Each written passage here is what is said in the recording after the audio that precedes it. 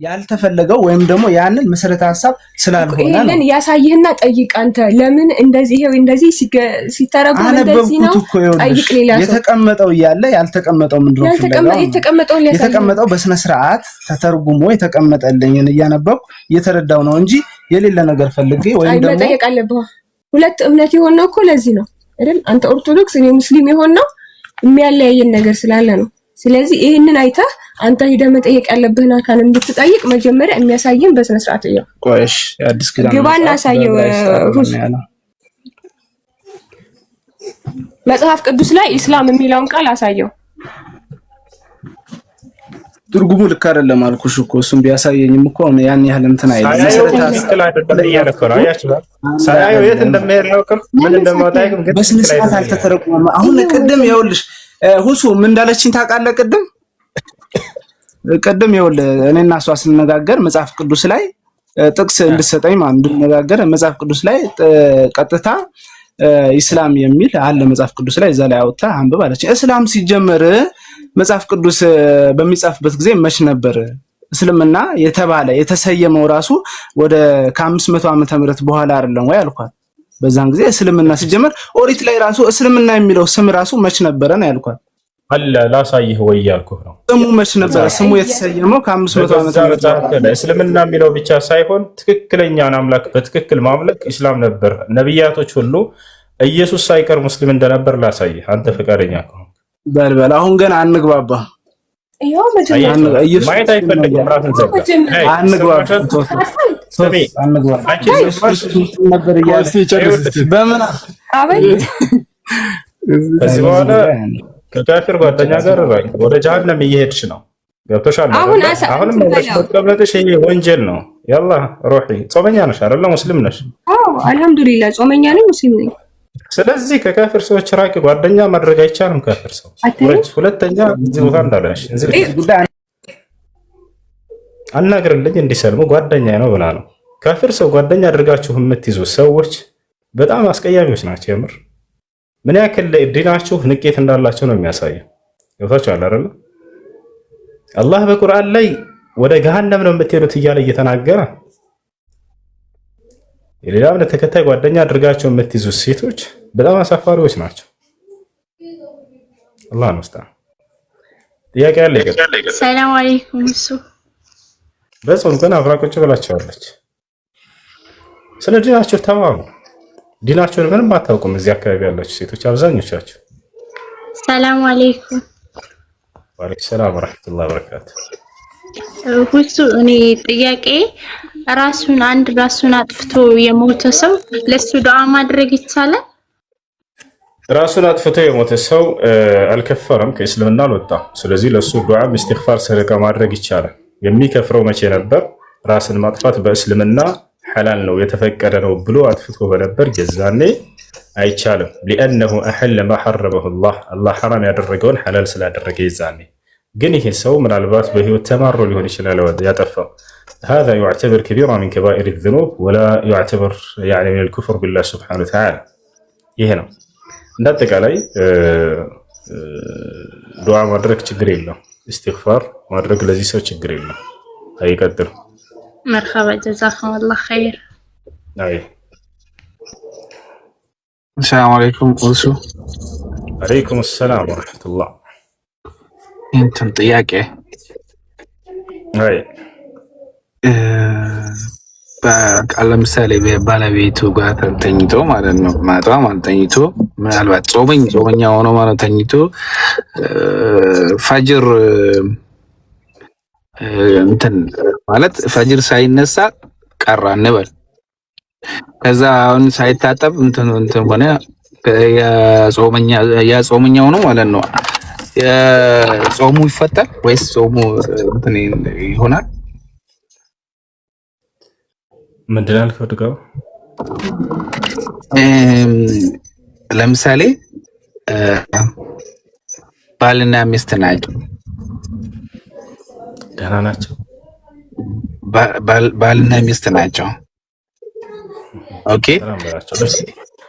እሺ። ከዛስ ግንኙነት አድርገው እህትላም ማን ነው ጀናባቸው ሳይወርድ ስሁር በልተው ቢጾሙ ይቻላል ወይ ነው? ጀናባቸውን ሳይታጠቡ ሱቢ እንትን ይላል ማለት ነው። ያመልጣቸዋል ማለት ነው። እውነት ነው። እና እንዴት ጾሙ እንዴት ይታያል ማለት ነው? ችግር የለውም። የሱብሒ አዛን ሲባል ጊዜ ተነስተው ሻወር መውሰድና ሶላት መስገድ ብቻ ነው የሚጠበቅ ከሶላቱ ጋር በተያያዘ እንጂ ጀናባ ላይ ሆኖ ሰውየው ሱሑሩን ቢበላና በዚያው ለጾሙ ቢነየት ችግር የለውም ይቻላል። ኦኬ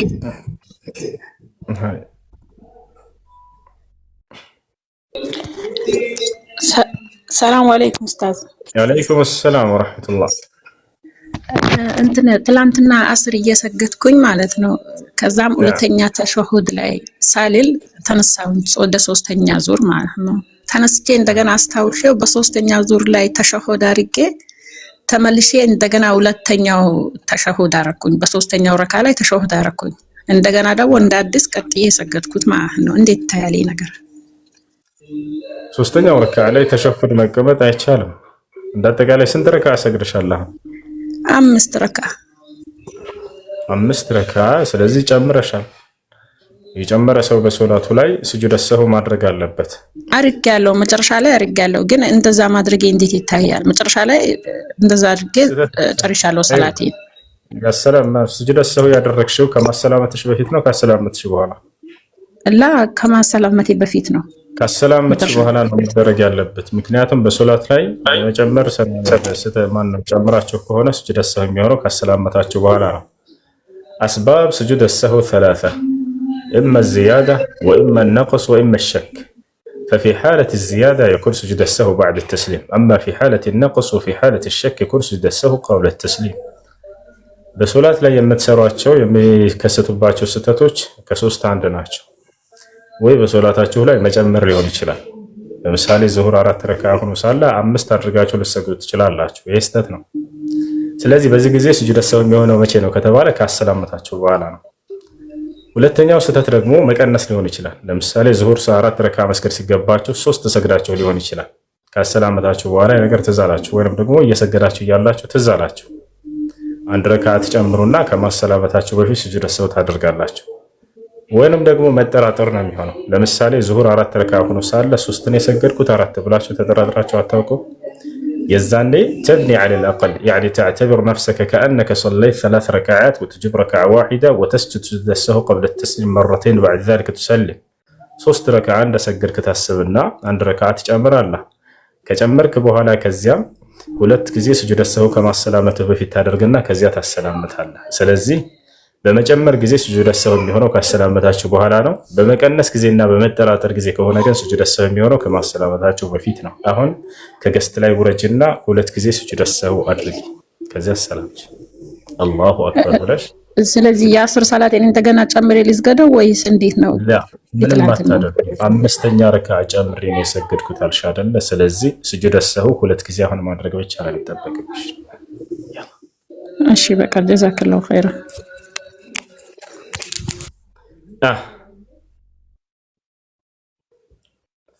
ከዛስ ሰላም አለይኩም ወራህመቱላሂ ወበረካቱ።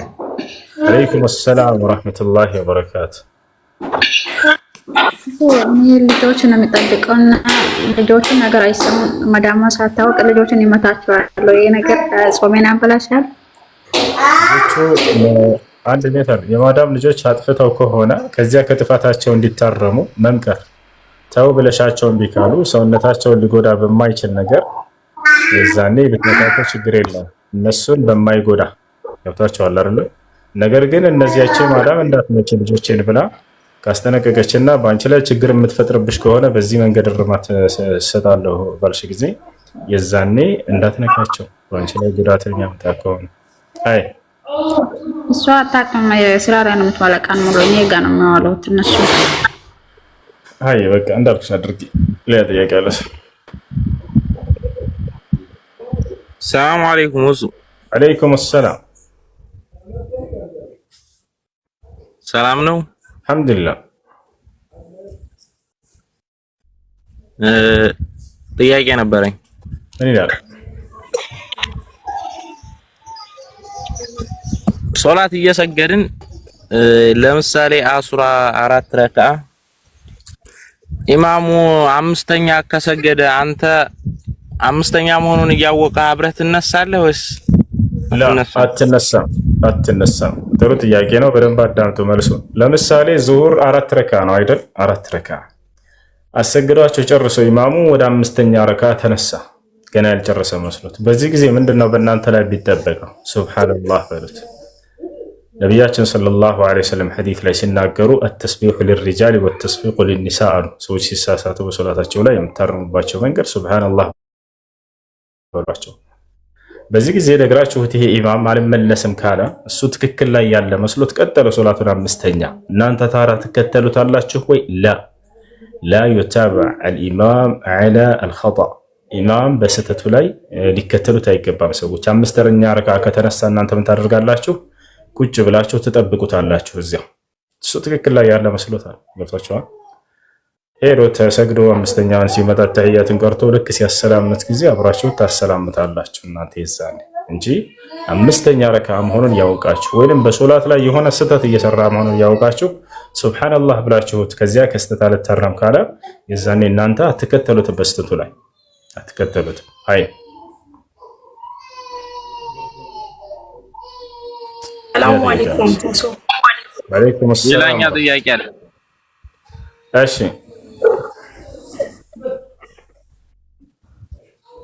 ሙአዚን ፈጥሮ ነው የሚያዝነው ወይስ ሳይፈጥር ነው? አፍጥሮ አዛን ማድረግ ይችላል። ወቅቱ ከገባና ጊዜው ከገባ እዛኔ ይችላል።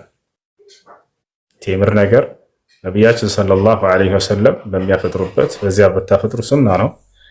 እናታችን አይሻ ረዲየላሁ ዐንሃ ስትናገር ስለ ነብዩ ሰለላሁ ዐለይሂ ወሰለም እንዴት እንደሚያፈጥሩ ካለ ነብዩ ሰለላሁ ዐለይሂ ወሰለም يفطر بالرطب فإن لم يجد بالتمر فإن لم يجد بماء አለች። ነብዩ ሰለላሁ ዐለይሂ ወሰለም እሸት በሆነው ቴምር አይነት ያፈጥሩ ነበር። ያን ካላገኙ በማንኛውም ቴምር ያፈጥራሉ፣ ያን ካላገኙ በውሃ ያፈጥራሉ። ስለዚህ አዛን የሚያደርግ ሰው ወቅቱና ጊዜው ከገባ ፀሐይ ጠልቃ ከጨረሰች የሌሊቱ ክፍለ ጊዜ መምጣት ከጀመረ የዛኔ ልክ አዛን ከማለቱ በፊት ያችል ቢያፈጥር ችግር የለውም። አይ አዛን አድርጌ ከዚያ በኋላ ፈጥራለሁ ካለም ይችላል፣ ችግር የለም። አልአምሩ ፊ ዋሲዕ። እሺ ሰላም አለይኩም።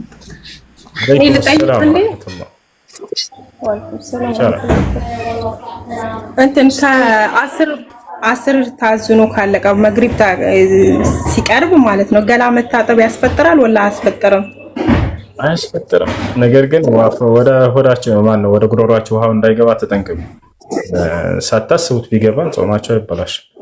አውቆ ሆነ ብሎ ውሃ የዋጠ ሰው ይዛን ይበላሽ እና ሻወር መታጠብ ችግር የለውም፣ አያፈርስም ጾም። ጀዛኩሙላህ በጣም ነው ተሰግደው። ሰላም አለይኩም ሁሱ። እሺ በውሃ እንደሚያፈጥሩ ማስረጃ ለምን ነው ታደረግሽው? እህቶች ተረጋጉ፣ አድሚኖች ይሰማል። ሰላም አለይኩም። ወአለይኩም ሰላም ወራህመቱላሂ ወበረካቱ። ሁሱ አንድ ጥያቄ ነበረኝ። ምን ይላል? ክርስቲያን ጓደኛ አንድም ቀንም አሰላሙ አለይኩም ሲሉኝ ወአለይኩም ሰላም ብዬ መልሼ አላውቅም። እንዴት ይታያል? ነቢያችን ሰለላሁ ዐለይሂ ወሰለም ሐዲስ ላይ ኢዛ ሰለመ ዐለይኩም አልየሁድ ወነሳራ ፈቁሉ ዐለይኩም ብለዋል። አይሁዶችና ክርስቲያኖች ሰላምታን ካቀረቡላችሁ ወዐለይኩም በሏቸው፣ ማለት በእናንተም ላይ በሏቸው። የክፉ ምላሽ አይደለም። ሰላም በአንተ ላይ ይሁን ይልሃል፣ በአንተም ላይ ብለህ ትመልስለታለህ። አዎ እኔ ምን ጊዜም ያኔ መልስላቸው ሰላም ነው የሚል ብቻ ነው እንጂ ወአለይኩም ሰላም ብዬ አንድ ቀን መልሼ አላውቅም። አይ ችግር የለም ወንድም፣ ወአለይኩም ብለህ መልስላቸው። እንደውም ኢማም ኢብኑ አልቀይም አልጀውዚያ ረሂመሁላህ ተዓላ በትክክል አሰላሙ አለይኩም ካሉ እናንተም ወአለይኩም ሰላም ብትሏቸው ችግር የለውም ሁላ ብሎ ተናግረዋል። ስለዚህ በትክክል አሰላሙ አለይኩም ካለ ወአለይኩም ሰላም ብትላቸው ችግር አይኖረውም ኢንሻአላህ። አመሰግናለሁ። ሰላም አለይኩም ሰላም ነው። ወአለይኩም ሰላም ወራህመቱላህ። እሺ ጥያቄ ነበረኝ። አንድ ኤቲስት ልጅ ጠይቆኝ ነውና አምላክ በሱረቱል ኢስራእ ላይ ይመስለኛል ወማ ኩና ሙዐዚቢነ ሐታ ነብዐሰ ረሱላ የሚለውን አንቀጽ በማንሳት በኖህ ጊዜ ኖህ ለዓለም ካልተላከ ለምንድነው ዓለምን ሊያጠፋ የቻለው? በኖህ ጥፋት ብቻ በኖህ ህዝቦች ጥፋት ብቻ የሚል ነገር ጠይቆኝ ነበርና በኖህ ጊዜ ዓለም በሙሉ ነው የጠፋችው ወይስ የኑህ ህዝቦች ያሉበት አካባቢ ብቻ ነው የጠፋው የሚል ኦኬ ኑህ አለይሂ ሰላም የዛኔ የተላከበት ህዝብ ሲጀመር በእርሱ ዘመን የነበሩት ህዝቦች እርሱ የተላከላቸው ናቸው። አላህ ሱብሓነሁ ወተዓላ መልእክተኛን ሳይልክ የሚቀጣ አይደለም። መልእክተኛ ያደረሰውን አካል ቀርቶ አያውቅም። ስለዚህ ዓለም የዛኔ በማዕበል መጥለቅለቋን እንጂ የተገለጸው እንደው ጥፋት ያላጠፉ ሰዎችን አላህ ሱብሓነሁ ወተዓላ አጥፍቷቸዋል የሚል መልእክት ምንም የለውም። ሲጀመር በዚያው አካባቢ ብቻ ነበሩ ነው መልሱ ባጭሩ። ገብታችኋል? የመጀመሪያው መልእክተኛም እርሱ ነበረ። የመጀመሪያው ነቢይ አደም አለይሂ ሰላም ነው። የመጀመሪያው ረሱል እርሱ ነው። ሽርክ የሰሩት ማናቸው? መጀመሪያ እሱን ንገረው። መጀመሪያ በአዳም አምልኮ በእርሱ አካባቢ ነውና የተጀመረው በኑህ አለይሂ ሰላም ህዝቦች፣ የዛኔም ህዝቦች በዚያው አካባቢ ነበሩ። ከዚያ በኋላ በዚያው መልእክቱን አደረሰላቸው። ለ950 ዓመት ያክል አስተማራቸው። ወለቀድ አርሰልና ኑሐን ኢላ ቀውሚሂ ፈለቢሰ ፊሂም አልፈ ሰነቲን ኢላ 50 ዓም እንዳለው ፈአኸዘሁም ጡፋን ወሁም ዛሊሙን።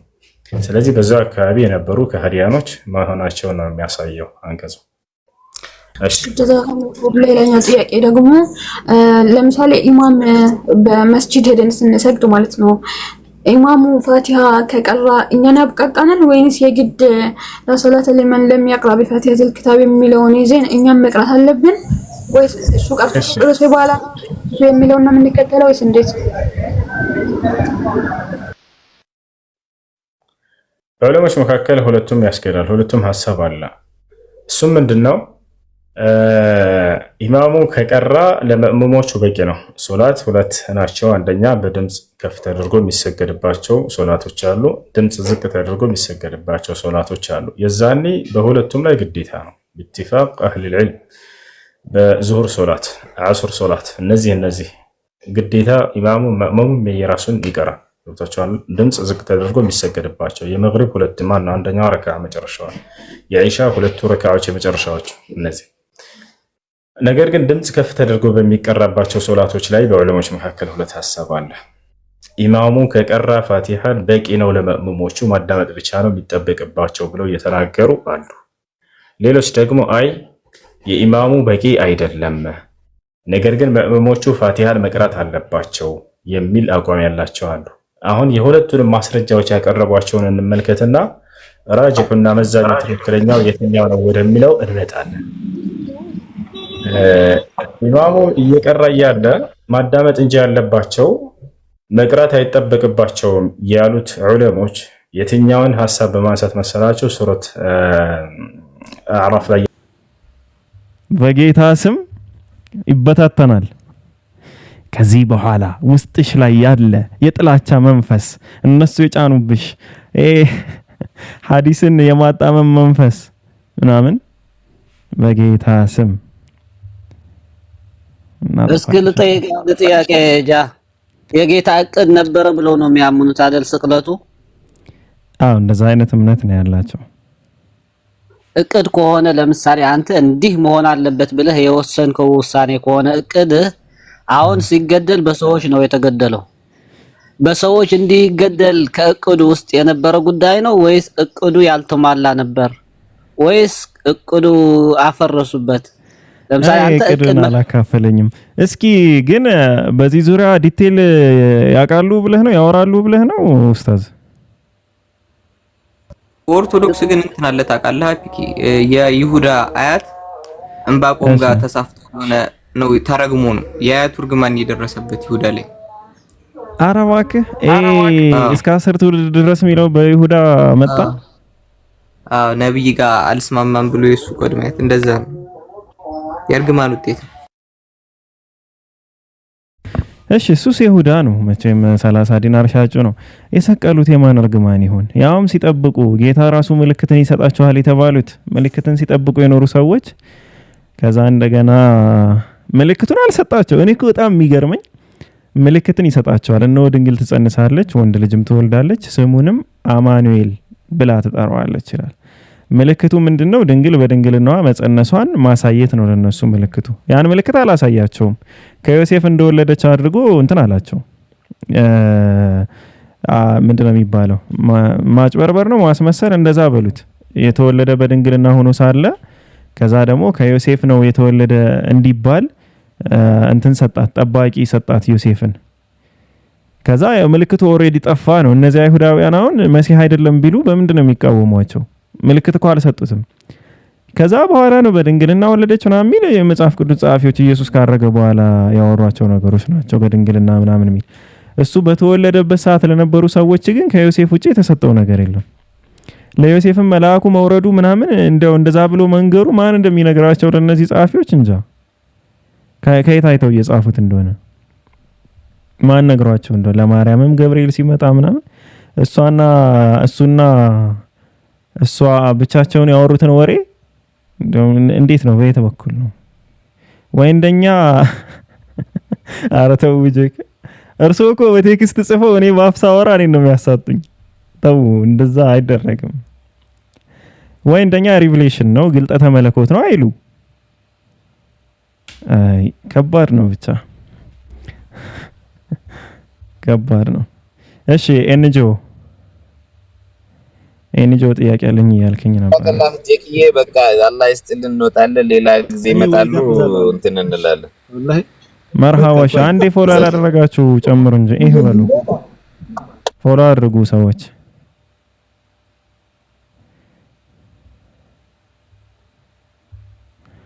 መርሃባሽ አቡ መሐመድ። ደግሞ አትጥፉ። ረመዳን ነው እንደዚህ ያስጠፋችሁ፣ አትጥፉ። አይ አይደለም፣ ያው አንዳንድ ኢንሻአላህ እንመጣለን። ጀዛከላህ ኸይር ሀቢቢ። መርሃባ። ኑ ደግሞ ቤት አፍጥሯ ኢንሻአላህ። እስኪ ኢንሻአላህ አለመውጣት እስኪ አይደለም ኑ አለመውጣት ኢንሻአላህ። ዘንድሮ ሁለት ትርጉም ነው ያለው ብለን ሰብሰብ ብላችሁ ኑ። ቆይ እቺ ነገር በውስጥ ነው የሚያምርባት፣ እዚህ እንዳይጠለፍ። እሺ ኸይር። እሺ ሰላም አለይኩም። ወአለይኩም ሰላም ወራህመቱላሂ ወበረካቱ። እሺ ፎሎ ያላደረጋችሁ ሰዎች ፎሎ ያደረጋችሁ ኢንሻአላህ በቅርቡ የሚቀላቀሉን የንጽጽር ኡስታዝ ናቸው። ወረዱ። እሺ በቃ እና ሼር ያደረጋችሁ እሺ ኢንሻአላህ። ኤንጂኦ ቀጥል። አንዴ ለተላቁ አልহামዱሊላህ ሰላም ነው። ሰላም አለይኩም። ሙስሊም ነህ? ኤንጂኦ አይደለም። እሺ እርግጠኛ ነህ አይደለም? ኧረ መብት ነው። እኔ ሲጀመር ቅድሚያ የምንሰጠው ነን ሙስሊም ለሆኑ አካላቶች ነው። እኔ እንጃ የሆነ ሰዓት እንደዛ ስለተሰማኝ ነው። በቃ ተው ይገለጥልኛል አንዳንድ ጊዜና ከሰይጣን ይሁን አይሆን እርግጠኛ ስላልሆንኩ ነው። አሰሩ ከብና ሰሞኑን ደግሞ ተቀያየርክብን እኮ እኛም ተወዛገበን። አንዳንድ ጊዜ እኮ ያስፈልጋል። ተራራም ፓራራም ማለት ግድ ነው። እሺ እንጆ ከየት ቤተ እምነት ነህ? እኔ እሱ ትንሽ አቆይልኝና አንዳንድ ጥያቄዎች ግልጽ ልታደርግልኝ ነበር። መጠየቅ እችላለሁ ግን? አዎ ጥያቄማ እንቀበላለን፣ ግን እሱ ይቆይልኝና ስትል ላይክ የትኛውም ላይ አይደለሁም ማለትህ ነው ወይስ ሁሉንም እያጠናው ነው እያልክ ነው ወይንስ አሁን ምንም ላይ አይደለሁም እያልክ ነው? እዚህ ቤት እንደምታውቀው መጀመሪያ እንተዋወቃለን ሰው፣ ከዛ ነው የምናወራው። ስለዚህ እንተዋወቅ ለማለት ያክል ነው ኢንሻአላህ። ለማንኛውም ያው እኔ ማለት እውነትን ፈላጊ ከሆኑ ሰዎች ጋር ነው ያለሁት። ብቻ ያው በጥያቄዎች መሀል ላይ ያው የምትረዳው ነገር ሊኖር ይችላል ብዬ አስባለሁ። ይሄ ቃል አዲስ አልሆነብኝም አሁን እንደዚህ ስትል። ከዚህ በፊት ብለኸኛል ይሄንኑ ቃል ራሱን? አዎ ብዬሻለሁ። በቃ እኮ አልተሳሳትኩማ ከመጀመሪያው። እኔ ጆሮዬ ቃል ያስታውሳል። እሺ ቀጥል ወደ ጥያቄ። ለማንኛውም እንትን ስለ ኢየሱስ ክርስቶስ አሁን ላሉትም ሰዎች ጭምር ነው ወይስ በዛን ጊዜ ለነበሩ ሰዎች ነው እንትን ያለ የነበረው? የተላከው ነው የተሰቀለው ኃጢአት። እሺ ያው ሙስሊም ቤት እንደመሆናችን መጠን በእስልምና በኩል ያለው እይታ ኢየሱስ ክርስቶስ ወይም ኢሳ አለይሂ ሰላም አልመሲህ ኢሳ ማለት ነው። ያው ኢየሱስ ክርስቶስ የሚለውን ስናሟላላቸው ከነሙሉ ማረጉ አልተሰቀለም አልሞተም ብለን እናምናለን። ይልቁንም አላህ Subhanahu Wa Ta'ala ወደ ራሱ አንስቶታል። ወደ ራሱ ማለት ወደ ሰማይ አንስቶታል ማለት ነው። ወደሱ ወደ ከአርሽ በላይ ማለት አይደለም።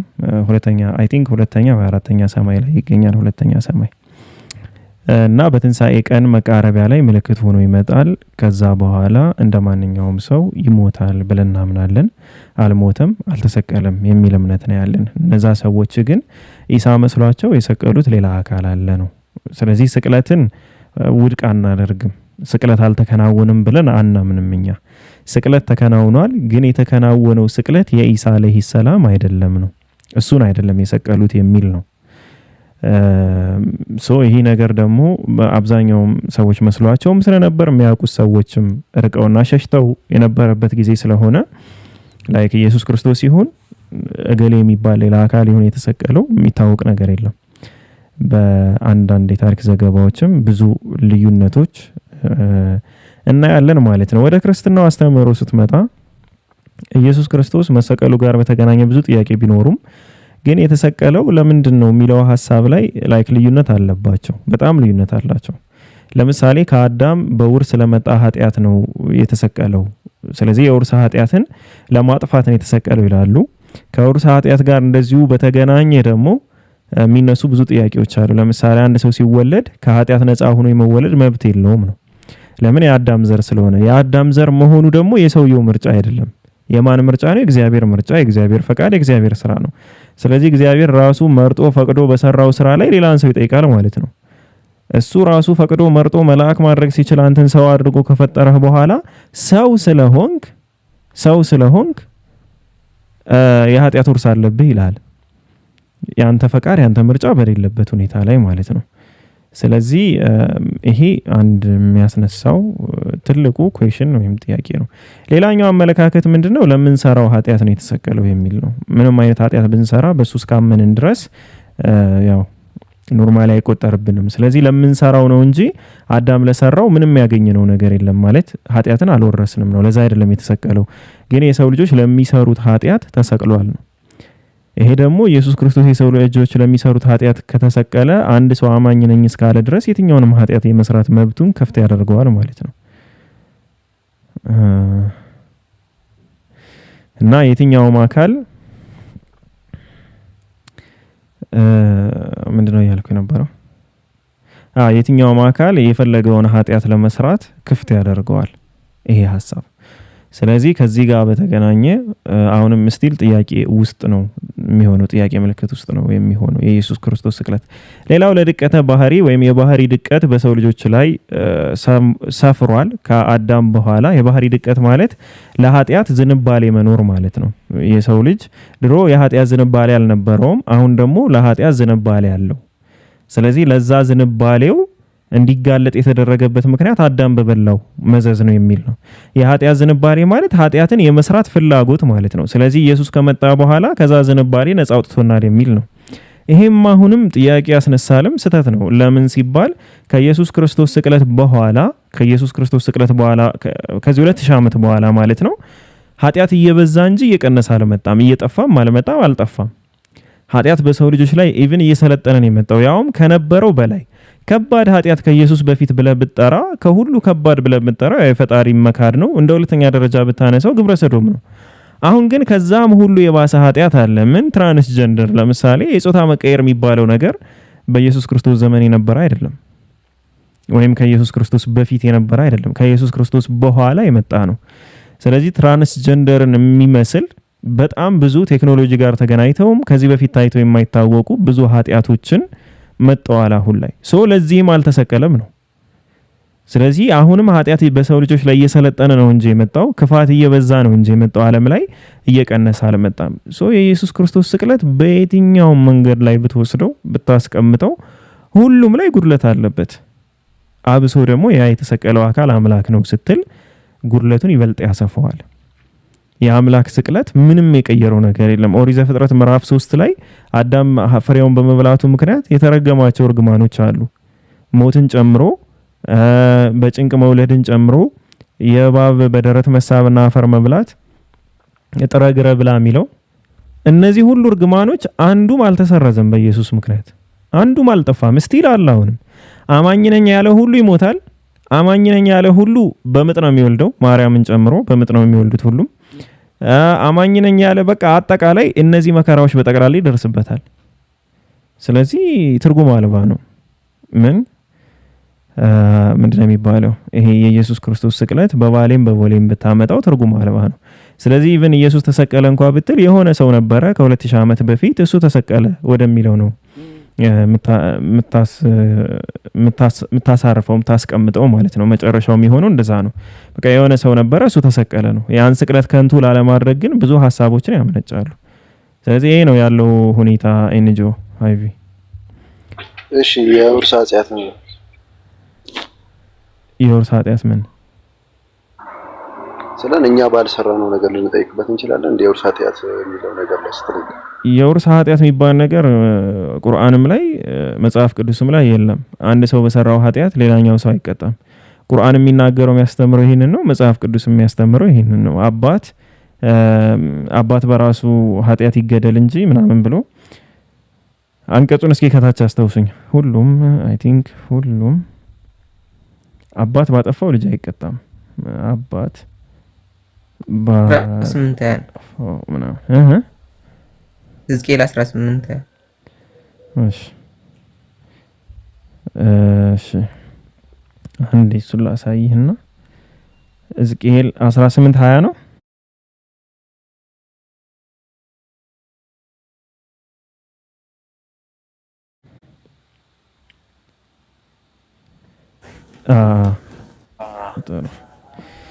እሺ ላሳይ። እንደምታየው ትንቢተ ሕዝቅኤል ምዕራፍ 18 ቁጥር 20 ላይ ኃጢአትን የምትሰራ ነፍስ እርሷ ትሞታለች አለ። ልጅ አባቱን ኃጢአት አይሸከምም፣ አባትም የልጁን ኃጢአት አይሸከምም። የጻድቁ ጽድቅ በራሱ ላይ ነው፣ በራሱ ላይ ይሆናል፣ የኃጢአተኛውም ኃጢአት በራሱ ላይ ይሆናል ነው። ስለዚህ አንድ ኃጢአት ለሌላ ኃጢአት አይዋረስም፣ አይሸከምም። እኛ የአዳም ልጆች ነን። የአዳም ኃጢአተኛ ጋር ምንም ያገናኘው ነገር የለም። ይሄ በክርስትናም በእስልምናም ላይ ያለ አስተምህሮ ነው። ምንም የሚያገናኘው ነገር የለም። ተረዳኝ። እነሱ ምንድነው የኢየሱስ ክርስቶስ ስቅለት ከንቱ እንዲወድቅባቸው አይፈልጉም። በቃ የሆነ ኢየሱስ የሚባል ፊገር ተሰቅሏል ብለው አመኑ። አሁን ትልቁ የመጀመሪያው ችግራቸው ያ ነው። ተሰቅሏል ብለህ ካመንክ በኋላ ደግሞ ስቅለቱን እንደማንኛውም ሰዎች ሞት እንደነ ዘካርያስ እንደነ ያህያ ዮሐንስ እንደነሱ ሞት እንዳይቆጥሩት ኢየሱስ ክርስቶስን ከፍ ማድረግ ፈለጉ ኢየሱስ ሞት በተመለከተ። ስለዚህ እነዚህን ሁሉ ቲዮሪዎች ክሬት አደረጉ። ያለ ደም ስርየት የለም ምናምን። ያለ ደም ስርየት አይተናል ብዙ ስርየቶችን ሕዝቅኤል ላይ ማለት ትንቢተ ኢሳይያስም መዝሙረ ዳዊትም እግዚአብሔር ይቅር እንደሚል ምናምን ያለ ደም ስርየት እንደሚሰራ ማለት ነው። እንደዛ ምናምን እናገኛለን። ከዮም ኪፑር ውጪ ዮም ኪፑርም በዓል ነው፣ ኦሬዲ በዓል ነው። መስዋዕትነት ምናምን የበግ መስዋዕት የምን ምናምን የሚባሉት ሆም ብሎ ሰው ላጠፋው ጥፋት ላይ ይቅርታን ነው የሚጠይቅ። በስህተት ለተሰሩ ኃጢያቶች ላይ ግን መስዋዕትነት ይጠይቃል። ስለዚህ አሁን ከነዚህን ሁሉ ስታስበው ኢየሱስ ክርስቶስ ስቅለቱን ኢቭን እሺ ተሰቀለ እንኳን ብለህ ብታስብ ስቅለቱ ዋጋ አይኖረውም ነው፣ ትርጉም አልባ ነው የሚሆነው። የውርስ ኃጢአት የሚባል ነገር ግን በሁለቱም የለም። እኔ አላቅም በሁለቱም ሃይማኖት። እሺ ኤንጆ ኦኬ። እና ታላቁ አንድም ደግሞ የምጠይቅ ነገር ግራ የሚያጋባኝ ነገር መሰለ የኢየሱስ ክርስቶስ ቤተሰቦቹ ቆይ አያት አክስት ምናምን የሚባለው ነገር እንዴት ነው? ግራ ተጋባኝ። እሱ ላይ እስቲ አብራራልኝ በደንብ። ይሄን ጥያቄ ሁለተኛ ነው ስጠይቀው ሳላ አስተናግዶ ነበር። አያት የሚባለው በእናት በኩል አለው ኢየሱስ ክርስቶስ አያት አለው በእናት በኩል ምናምን አያት ቅድመ አያት ምናምን ዘር ማንዘር አለው ዳዊትን አብርሃምን ጨምሮ ማለት ነው እንደ መጽሐፍ ቅዱሱ ገለጻ። አክስትና አጎት የሚባለው ነገር ግን ማርያም ወንድምና እህቶች ነበሯት ወይ የሚለው ነገር ላይ እሱን አላቅም። የተቀመጠ ነገር አላነበብኩም። ወንድምና እህት ነበሯት ወይ የሚል ማለት ነው ማርያም። እሱ ወንድሞች ነበሩት ወይ ኢየሱስ ራሱ ከሆነ ወንድሞች ምናምን ነበሩት ወይ ከሆነ አው ነበሩትም ይባላል እንደ መጽሐፍ ቅዱስ። ወንድሞቹ ተብለው የተጠቀሱትን ሊትራሊ ከማርያም ከኢየሱስ ክርስቶስ በኋላ የተወለዱ ወንድሞች ናቸው ብለው የሚያምኑ የክርስቲያን ክፍሎችም አሉ። አይደለም የዮሴፍ ልጆች ናቸው እሱ ጋር አይመለከቱም ተብለው ደግሞ የሚጠቀሱ አሉ። ግን በአጭሩ ስናይ ኢየሱስ ክርስቶስ ዘር ማንዘር የሚባለው ነገር ላይ በእናቱ በኩል አለው። ለምሳሌ ሔዋንን ብንወስድ ሔዋን እናት አባት እኮ የላትም፣ ወንድም እህት የላትም፣ ባል ብቻ ነው ያላት። ምንም ሌላ ዘር ማንዘር የላትም። እናት አባት የላት፣ ወንድም እህት የላት ሔዋን። አዳምን ብንወስድ ደግሞ ምንም ነገር የለውም ከሚስት ውጭ። እሱም እናት አባት፣ ወንድም እህት ምንም ነገር የለውም። ሶ እኛ አራት አይነት ፍጥረቶች አራቶቻችንም ዩኒክ ነን። ለምሳሌ መላእክትን ብንወስድ መላእክቶች ከኑር ነው የተፈጠሩት። ከመላእክቶች በኋላ ጅኒዎች ሲፈጠሩ ከእሳት ነበልባል ነው የተፈጠሩ። ማን? ጅኒው ማለት ነው። ከእሳት ነበልባል ጅኒ ሲፈጠር ከዛ በፊት የሚያውቁት ፍጥረት አይደለም ጅኒ ማለት። ስለዚህ ጅኒ ተአምራዊ አፈጣጠር የተፈጠረ ፍጥረት ነው ከመላእኮች አንጻር ሲታይ። አሁን ከጅኒና ከመላእክ አንጻር ከሁለቱም አንጻር ደግሞ ስናየው የሰው ልጅ የሚባለው ነገር ወይም አዳምን ስንወስድ አዳም እንግዲህ ከተቦካ አፈር የተፈጠረ ሰው ነው። ለመላእክትም ለጅኒዎችም ተአምር ነው። ይሄ በጣም ትልቅ ተአምር። ለምን? ከአፈር ፍጥረት ሲሰራ አይተው አያውቁም። የመጀመሪያቸው ነው በአዳም ሲያዩ። ኦኬ። ያም ደግሞ ከአፈር የተሰራው ፍጥረትም ደግሞ ከነሱ በላይ የከበረ ሲሆን ማለት ነው። ይሄ ተአምራዊ ፍጥረቱ ነው። በአራተኛ ደረጃ ላይ የምናያት ደግሞ ሔዋን ናት። ከአፈርም አልተፈጠረች፣ ከብርሃንም አልተፈጠረች፣ ከእሳትም አልተፈጠረች። ከአፈር ከተፈጠረው ሰውዬ ከጎና አጥንቱ አላህ አወጣና አንድ ፍጥረት ደግሞ ፈጠረ። እንግዲህ እነዚህ ሁሉ እስካሁን የምናያቸው ዩኒክ የሆኑ ፍጥረቶች ናቸው፣ ያልተደገሙ ማለት ነው። በቃ በዛ ጊዜ የነበሩ ፍጥረቶች አለቀ። ለመላእክቶችም አዲስ ነው፣ ለጅኒም አዲስ ነው፣ ለአዳምም አዲስ ነው። ይሄ ተአምራዊ ፍጥረት ነው የሔዋንም። ከሔዋን በኋላ ደግሞ እነዚህ ሔዋንና አዳም የሚባሉት ሁለቱ ፍጥረቶች በሚያደርጉ ሴክሹዋል ኢንተርኮርስ አቤልና ቃየል ከነመንታቶቻቸው ማለት ነው ወለዱ፣ ብዙ ሰዎችን ወለዱ። ይሄ ደግሞ በጣም ትልቅ የሆነ ተአምር ነው። አሁንም ለምን በሁለት ስጋዊ ተራክቦ ወይም ሴክሹዋል ኢንተርኮርስ የሚወለዱ አካላቶችን አይተው አያውቁም። መላእክትም አያውቁም፣ ጅኒዎችም አያውቁም፣ አዳምና ሔዋንም አያውቁም። ማንም ያውቅ የለም። ስለዚህ ይሄ ራሱ የኛ ፍጥረት ራሱ ዩኒክ ነው፣ ተአምራዊ ነው። አሁን የኛ ፍጥረት ተአምርነቱ እንዴት ጠፋ ወይም ደግሞ እንዴት ማየት አቃተን ሲባል እርስ በርስ በቃ አሁን ላይ የምናየው ዝርያ በጠቅላላ በእናትና አባት ሴክሹዋል ኢንተርኮርስ አማካኝነት የሚፈጠር ስለሆነ ነው።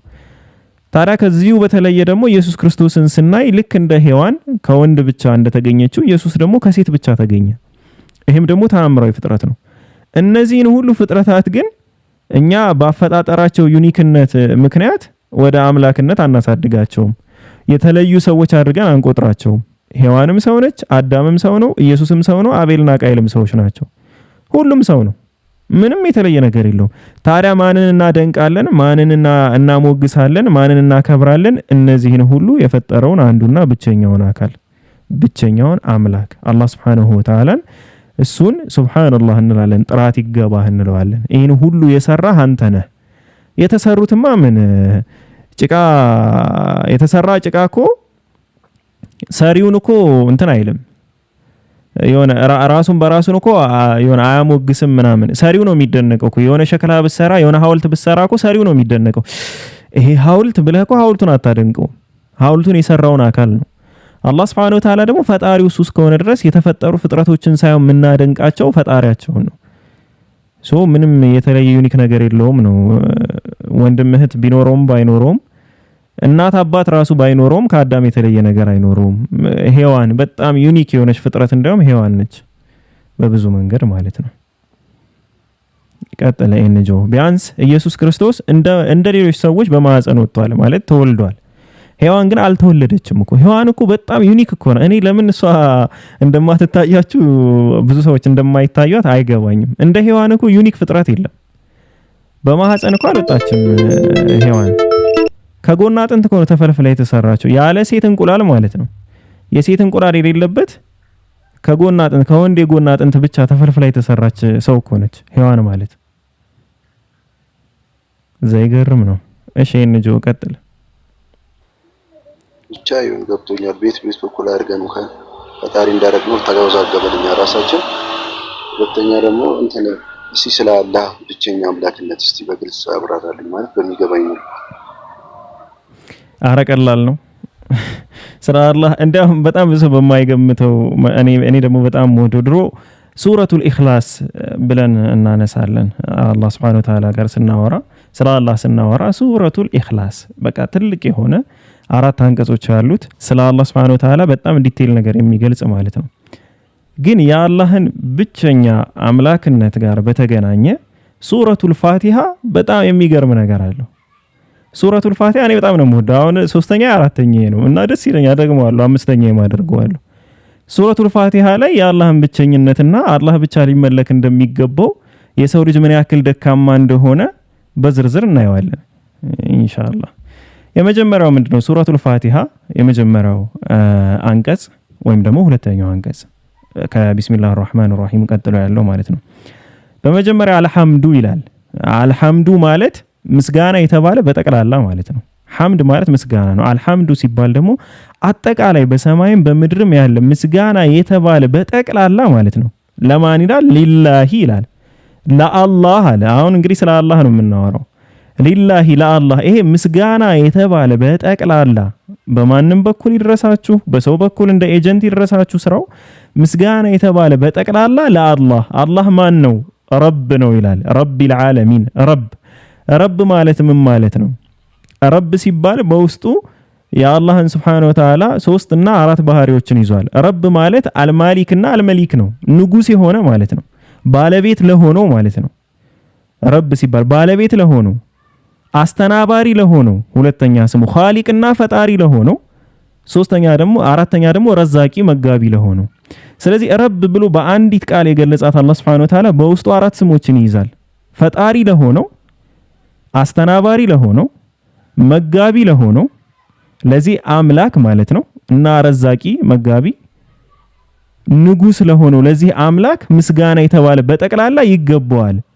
ረቢል ዓለሚን። ይሄ ንግስናው፣ ፈጣሪነቱ፣ መጋቢነቱ፣ አስተናባሪነቱ ለምንድን ነው ስንል ረቢል ዓለሚን አለ። ለዓለማት አለ። ዓለማት የሚለው ቃል ለመጀመሪያ ጊዜ የዋለው እዚህ ላይ ነው። አረቦች ዓለም እንጂ አልዓለሚንን አያውቁም። አልዓለሚን ማለት ዓለማት ነው፣ ዩኒቨርስ ማለት ነው። አንድ ዓለም ይቻለም ብቻ ሳይሆን ዩኒቨርስ ፍጥረታት የተባለም በጠቅላላ መጋቢ፣ ፈጣሪ፣ ረዛቂ፣ አስተናባሪ ለሆነው ምስጋና የሚባለውም ጠቅላላ ለሱ ብቻ ነው የሚገባው። ስለዚህ አላህ ማን ነው? መጋቢ ነው፣ አስተናባሪ ነው፣ ፈጣሪ ነው፣ ምንድነው የሚባለው? ንጉስ ነው፣ መሪ ነው። የምን የዓለማት የፍጥረታት በጠቅላላ ማለት ነው። አርራህማን ራሂም ይላል። አርራህማን ማለት አንድ ፍጥረት ሳያምን በፊት የአላህ ይቅርታ ሳይገባው በፊት ጀምሮ የሚረዝቅ የሚመግብ ማለት ነው። አርራህማን ሲባል ያ ሰውዬ እኮ አላመነም፣ አላህን አላመነም፣ አያውቀውም፣ ግን ይረዝቀዋል፣ ይመግበዋል። ያ አካል ማን ተብሎ ይጠራል? አርራህማን ተብሎ ይጠራል። አርራሂም ማለት ደግሞ ለአማኞች አዛኝ የሆነ ለአማኞች መሃሪ የሆነ። ስለዚህ አላህ የተባለው ሊላህ ተብሎ የተገለጸው የዓለማት ጌታ የሆነው የዓለማት መጋቢ፣ ፈጣሪ፣ አስተናባሪ የሆነው ንጉስ የሆነው እዝነቱ ሳይገባንም በፊት ያዘነልን አምላክ ነው። ካመንም በኋላም ደግሞ እንደገና እዝነቱን የሚሰጠን አምላክ ነው። በትንሳኤ ቀን ላይ አማኞችን የሚያዝንላቸው ማለት ነው። አርራህማን ሲባል እዚህ ምድር ላይ ሁሉንም የሚመግብ ማለት ነው። ስለዚህ ማሊኪ የውሚዲን አለ። አንዲት ቀን ደግሞ አለች። ልኮ 50 ሺህ ዓመት የሆነች አንዲት ቀን አለች። ያቺ ቀን የፍርድ ቀን ነች። የዛች የፍርዷ ቀን መሊክም ነው፣ ንጉስም ነው፣ ማሊክም ነው፣ ባለቤትም ነው። የዛች ቀን ባለቤት የሆነው እንግዲህ ብቸኛው እሱ ያ ነው። በቃ ያቺ የፍርድ ቀን ሁሉም ሰው ያጠፋውን አጥፍቶ የሰራውን ሰርቶ የፍርድ ቀን የሚገናኝበት የፍርዷ ቀን ላይ ባለቤቱ እሱ ብቻ ነው። የዓለማትን የሚያስተናብረው ማለት ነው። ኢያከ ነዕቡዱ ወኢያከ ነስተዒን አለ። ኢያከ አንተን ብቻ። አንተ ስትል ማንነትን ነው የምታሳየው። በማንነት አንድ የሆንክ አንድ አካል የሆንክ አንድ ማንነት ያለህ ማለት ነው። ማንነትና ምንነት የሚለውንም ከፈልክ አንተን ብቻ እንገዛለን። የዓለማት ጌታ የሆንከውን መጋቢ፣ አስተናባሪ፣ ፈጣሪና ንጉስ የሆንከውን በዛ በፍርዱ ቀን ደግሞ አንተ ብቻ የምትዳኘንን ለአማኝም ለካሃዲም መጋቢ የሆንክ አዛኝ የሆንከው አንተን ብቻ እንገዛለን። አንተንም ብቻ እርዳታን እንለምናለን። ሌላ ከማንም ፍጡር እርዳታ አንፈልግም። ማንም ሊረዳንም አይችልም። ሰው ያለ አላህ ፈቃድ ምንም ነገር ሊያደርግልኝ አይችልም። ስለዚህ እርዳታም የምንለምነው የምንጠይቀው ማን ነው? ይሄ ረቢል ዓለሚን ተብሎ የተጠቀሰውን አምላክ ነው። ይሄ አምላክ ደግሞ ብቸኛ አምላክ ነው። እሱንም ብቻ ነው የምንገዛው፣ እሱንም ብቻ ነው እርዳታን የምንለምነው። ኢህዲነ ሲራጠል ሙስተቂም ይላል። እኛ ደካማ ነን፣ እኛ አቅም የለንም፣ እኛ ፍጥረት ነን፣ እኛ ጎደሎ ነን። አንተ ደግሞ ምሉእ ነህ። አንተ ጉድለት የለብህም፣ አንተ ምሉእ ነህ። ስለዚህ ቀጥተኛው መንገድ አንተ ምራን። ጎደሎን አይመራም። መምራት የሚችለው ምሉእ የሆነው አካል ብቻ ነው ቀጥተኛው መንገድ ሊመራን የሚችለው። ስለዚህ እኛ ጎደሎ ስለሆንን ዛሬ ምን ሰራው ነገ ላንሰራ ስለምንችል ዛሬ ከመስመሩ ውስጥ ብንሆን ነገ ልንወጣ ስለምንችል አንተው ራስህ ምራን። እዛ መስመር ላይ ከሆንን ደግሞ አንተ የዚህ ዓለማት ጌታ መጋቢ ሆንከው አንተ በዛ መንገድ ላይ አጽናን ማለት ነው። ከዛስ ሲራጥ الذين انعمت عليهم غير المغضوب عليهم ولا الضالين የነዚያን በእነርሱ ላይ በጎ የዋልክላቸውን ከነቢያችን ሰለላሁ ዐለይሂ ወሰለም በፊት የነበሩት ህዝቦች በጎ የዋለላቸው አለ አላህ Subhanahu Wa Ta'ala ውለታ የዋለላቸው ህዝቦች አለ። የነሱን መንገድ እንግዲህ ቀጥተኛው መንገድ ምራን ብለናል። ያ ቀጥተኛው መንገድ የትኛው መንገድ ነው ሲባል እነገሌ ተብሎ በስም አይደለም የተጠቀሰው፣ ካራክተር ነው የተቀመጠው።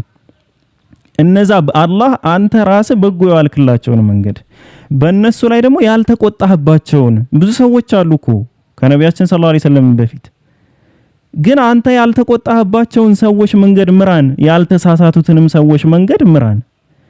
እነዚያ ምንም አይነት ስህተትን ያልፈጸሙ ያልተሳሳቱ ሰዎች አንተ የወደድካቸውን ሰዎች የነዛን ሰዎች መንገድ ምራን። ስለዚህ የምናመልከው የዓለማት ጌታ አስተናባሪ ፈጣሪ መጋቢ ሆኖ ንጉስ የሆነውን አምላክ ነው።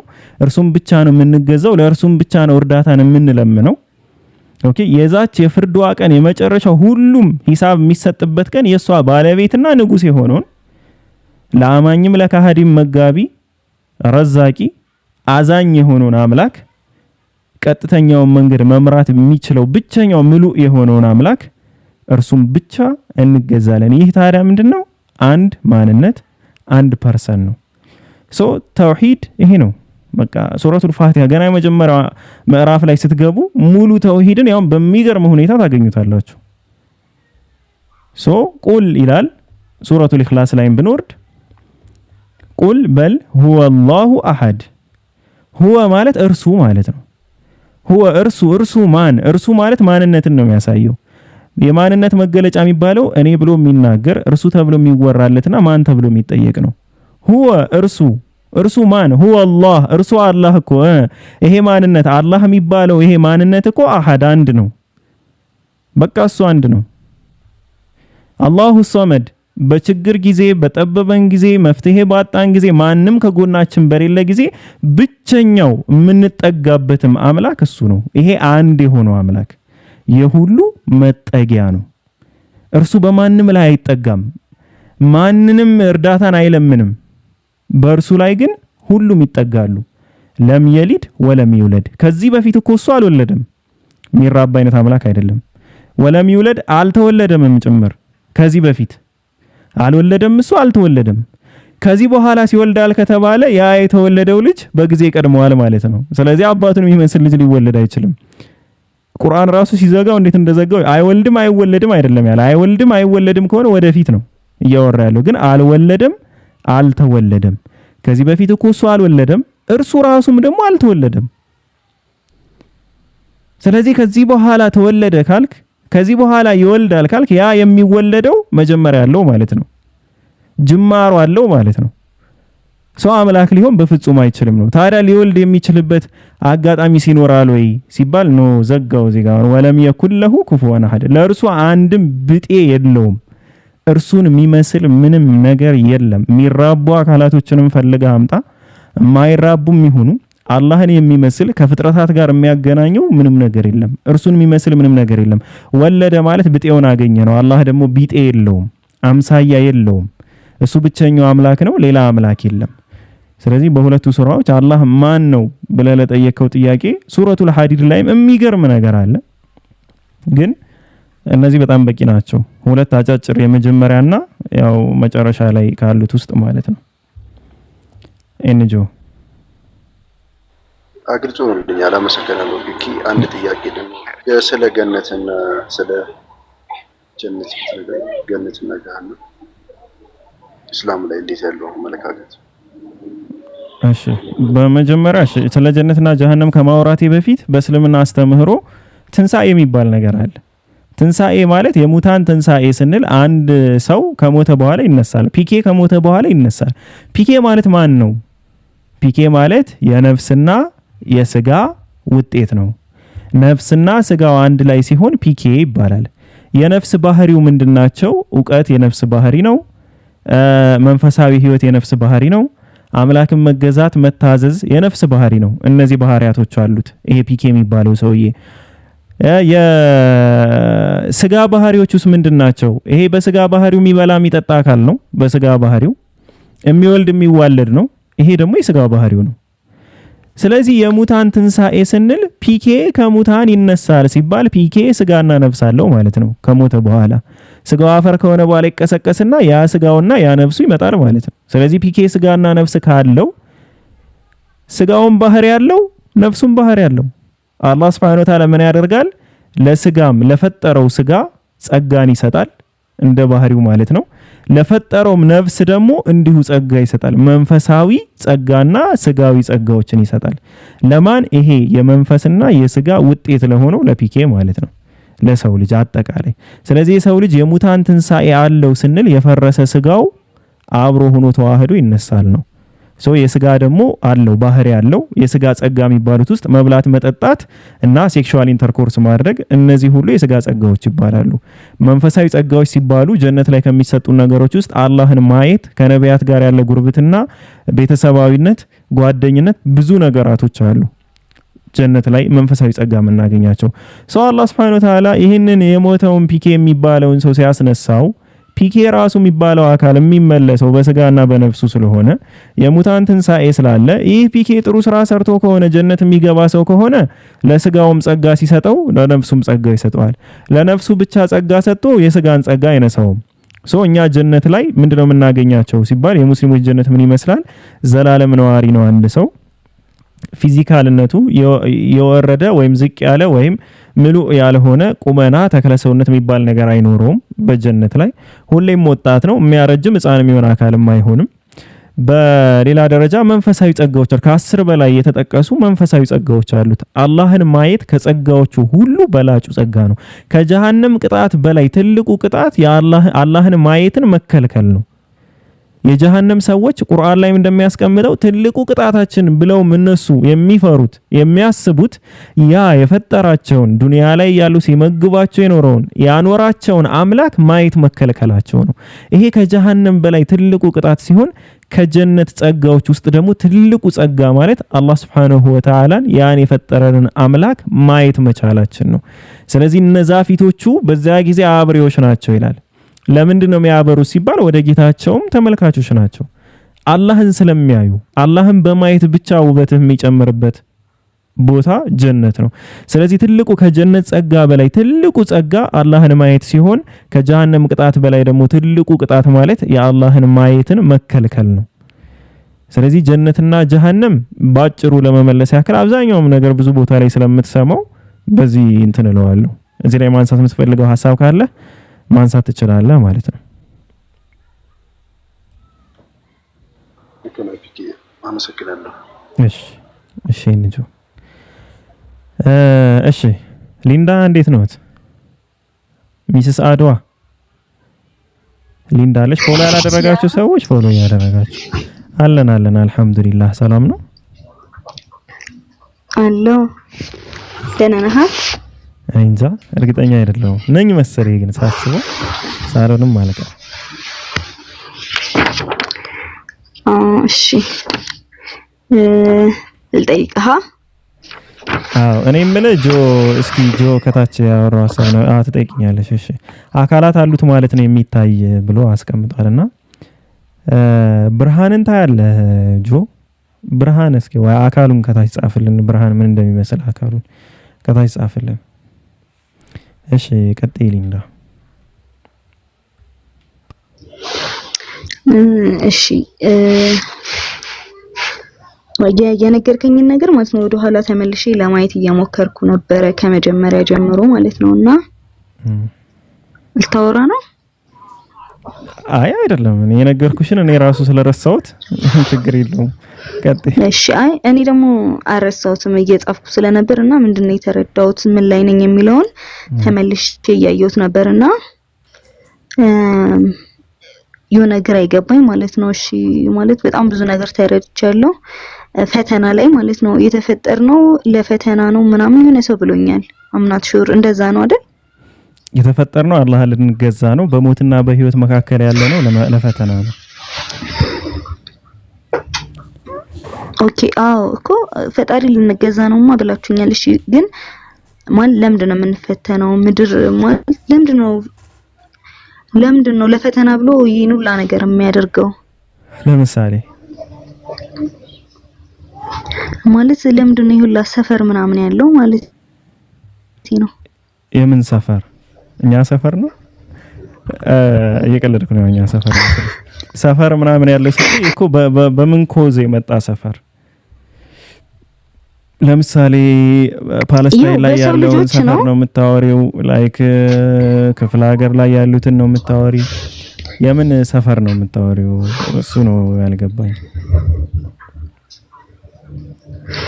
ኦኬ እሺ ማለት ለፈተና ነው የተፈጠረን የሚል የለም እንዴ? እንደዛ አላላችሁ አይደለም? ወማ خلقت እሺ ፈጣሪ ለመገዛት ነው የተፈጠረው እኮ ፈጣሪ ለመገዛት ነው። አሁን ሰፈር ስትይ ምን ለማለት መሰለሽ? እኔ እያልኩ ያለሁት ሰዎች በሰዎች ላይ የሚያደርጉትን ሞት፣ ግድያ፣ አብዛኛው ሁሉም የተፈጥሮ አየር እና ንብረት መቀያየሩን ጨምሮ በሰው ፈቃድ የመጣ ነገር ነው። ስለዚህ ጥያቄሽ ባጭሩ ምን እያልሽን ነው? አላህ ለምንድን ነው ለሰው ልጆች ነፃ ፈቃድን የሰጠው የሚል ጥያቄ ይሆናል ሲዞር። ለምን ይሄን ሁሉ የሚያደርጉት በነፃ ፈቃዳቸው ነው። ነፃ ፈቃዳቸው ከተሰጣቸው በኋላ ለምን ይሄን መረጡ ብለሽ አንቺ ለመጠየቅ ኦኬ ነፃ ፈቃድ ሊኖራቸው አይገባም ነው። ገባሽ? ነፃ ፈቃድ ሊኖራቸው የሚገባ ከሆነ እነዛ ሰዎች ነፃ ፈቃድ መኖር ካለበትና አንቺ በነፃ ፈቃድና ካፓሲቲ ምትስማሚ ከሆነ ለምን መጥፎ አደረጉ አትይም? ላይክ ሰውየውን መጠየቅ ነው ለምን መጥፎ አደረክ ብለሽ። ምክንያቱም በፈቃዱ ያደረገው ነገር ስለሆነ። አላህ ግን መጥፎ ለማድረጋቸው ይቀጣቸዋል ወይስ አይቀጣቸውም ነው። እሱ ደግሞ ከፈጣሪ ጋር የሚገናኘው ጉዳይ ነው እንጂ የሰዎቹን ስራ ሙሉ ለሙሉ ወስደን ለፈጣሪ የምንሰጠው ከሆነ ላይክ ግድያውን ምናምን ዓለም ላይ ያሉ ሰቆቃ፣ ግድያ፣ የአየር ንብረት መቀያየር፣ ረሃብ፣ ቸነፈር፣ ድርቅ እነዚህ ሁሉ አብዛኞቹም የሚመጡት በሰው ልጆች የሥራ ውጤት ናቸው። አጠቃላይ ማለት ነው ምናየው። ታዲያ የሰው ልጆች የሰሩት ነፃ ፈቃዳቸውን ተጠቅመው የሰሩትን ስራ አምላክ ለምን እንዲህ ያደረገ እምትይኝ ከሆነ ለምን ነፃ ፈቃድ ሰጠ ማለት ነው በሌላ አማርኛና። ስለዚህ እኔ ደግሞ ምንድነው የምልሽ አይ ያለው ሰው በሙሉ እስኪ ንጹህ ይሁን በቃ። ለምንድን ነው በጎ የማይሆን? በጎ ይሁኑ፣ ጥሩ ሰዎች ይሁኑ። ጥሩ ሰዎች ካልሆነ የሚጠየቁት እነሱ ናቸው። ስለዚህ ስለ የትኛው ሰፈር እንደምናወራ ለመለየት ነው ሞከር ከማለት አንፃር ነው። እና ቀጥይ ሲወለዱ አካል ጉዳተኛ የሚሆኑትንም ጨምሮ በሳይንሱ ካየኸው በእርግዝና ወቅት ከሚያጋጥሙ ነገራቶች ጋር የተያያዘ ነው። ኢቭን ከሱስ ጋር ማለት ነው። ከሱስ ጋር የሚያያዙ የአእምሮ እድገት ውስንነትን ጨምሮ የአካል ጉድለትም ብዙ ነገራቶች ይነሳሉ። እነዛ ሁሉ አንዲት ሴት በእርግዝናዋ ወቅት ላይ ከሚከሰቱት ክስተቶች ውስጥ አንዱ ነው። ግን ያ ማለት የአላህ ፈቃድ የለበትም ወይም የሱ መሻት የለበትም ማለት አይደለም። አላህ Subhanahu Wa Ta'ala ደግሞ እንደዛው አድርጎ የሚፈጥራቸው አካላቶች ይኖራሉ። ሶ ያ መጥፎ ነው ብለን ስናምን ላይክ ኢቪል ነው ስንል ከማን አንፃር ነው ኢቪል ነው እያልን ያለ ነው? ላይክ ከየትኛው አካል አንፃር ነው? የባብ መርዝ ኢቪል ነው ወይስ ጉድ ነው ሲባል ከማን አንፃር ብዬ ነው የምጠይቀው እኔ። ከባቡ አንፃር ከሆነ ለባቡ ጥሩ ነው፣ ራሱን መከላከያ ነው። ለሌላ ሰው ከሆነ ደግሞ ለዛ መርዝ ነው። ስለዚህ ከየትኛው ፖዚሽን ላይ ሆነን ነው እያወራን ያለ ነው? ፖዚሽናችን ብንለየው ጥያቄ ይቀለናል። ቀጥይ። ይቅርታ ሊንዳ፣ እኔ ከዚህ በኋላ ኮሜንት አላነብም የምጽፉትን። ቀጥይ ሊንዳ፣ ይቅርታሽ በጣም እሺ ማለት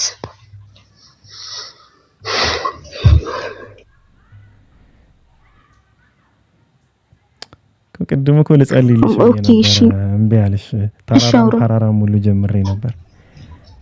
አይ ቀጥይ ነው ስትተነፍሺ እኔ ሰሞኑን የሆነ ነገር ሳይገባባት አይቀርም። እኔ እንዲሁ ስትገባ ሰዓት አድዋውን ምናምን ሳየው በቃ የሆነ ነገር ይዛለች እያልኳቸው ነበር ቅድምና። አውሪ አብሽሪ አውሪ። እሺ እና የለማ አረ እኔ ለምንድን ነው የጻፍኩትኝ? የሆነ ቦታ እኮ ሰምቼው እንዴት ጻፍኩትኝ? ለፈተና ነው የሚል ነገር የለም። አለ አልኩሽ። እርሱ ሞትንና ህይወትን ያ የትኛችሁ ስራው ይበልጥ ያማረ መሆኑን ሊሞክራችሁ ሞትንና ህይወትን የፈጠረ ነው የሚለውና የተፈጠርነው እኛ ለፈተና ሳይሆን አላህን ለመገዛት ነው። በሞትና በህይወት መካከል ላይ ያለነው ግን ለፈተና ነው። ይሄን ነው ባለፈውም ያልኩሽ። አሁንም ልድገም። ምናልባት በስተት ብዬሽ ከሆነ በቃ ያኔ ተሳስቼ ነው።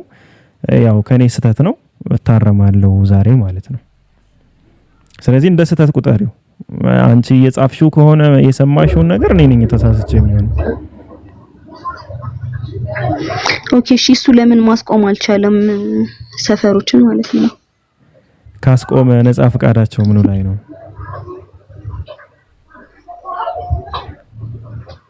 አንቺ የሆነን መጥፎ ለምሳሌ ልሰርቂ ስታስቢ እንዳትሰርቂ እጅሽን የሚይዝሽ ከሆነ ባጭሩ ነፃ ፈቃድ የለሽም ማለት ነው አንቺ። ወይም መልካም ነገር ልታደርጊ ስታስቢ አሁንም እንዳታደርጊ እጅሽን የሚይዝሽ ከሆነ ስቲል አሁንም ነፃ ፈቃድ የለሽም ማለት ነው።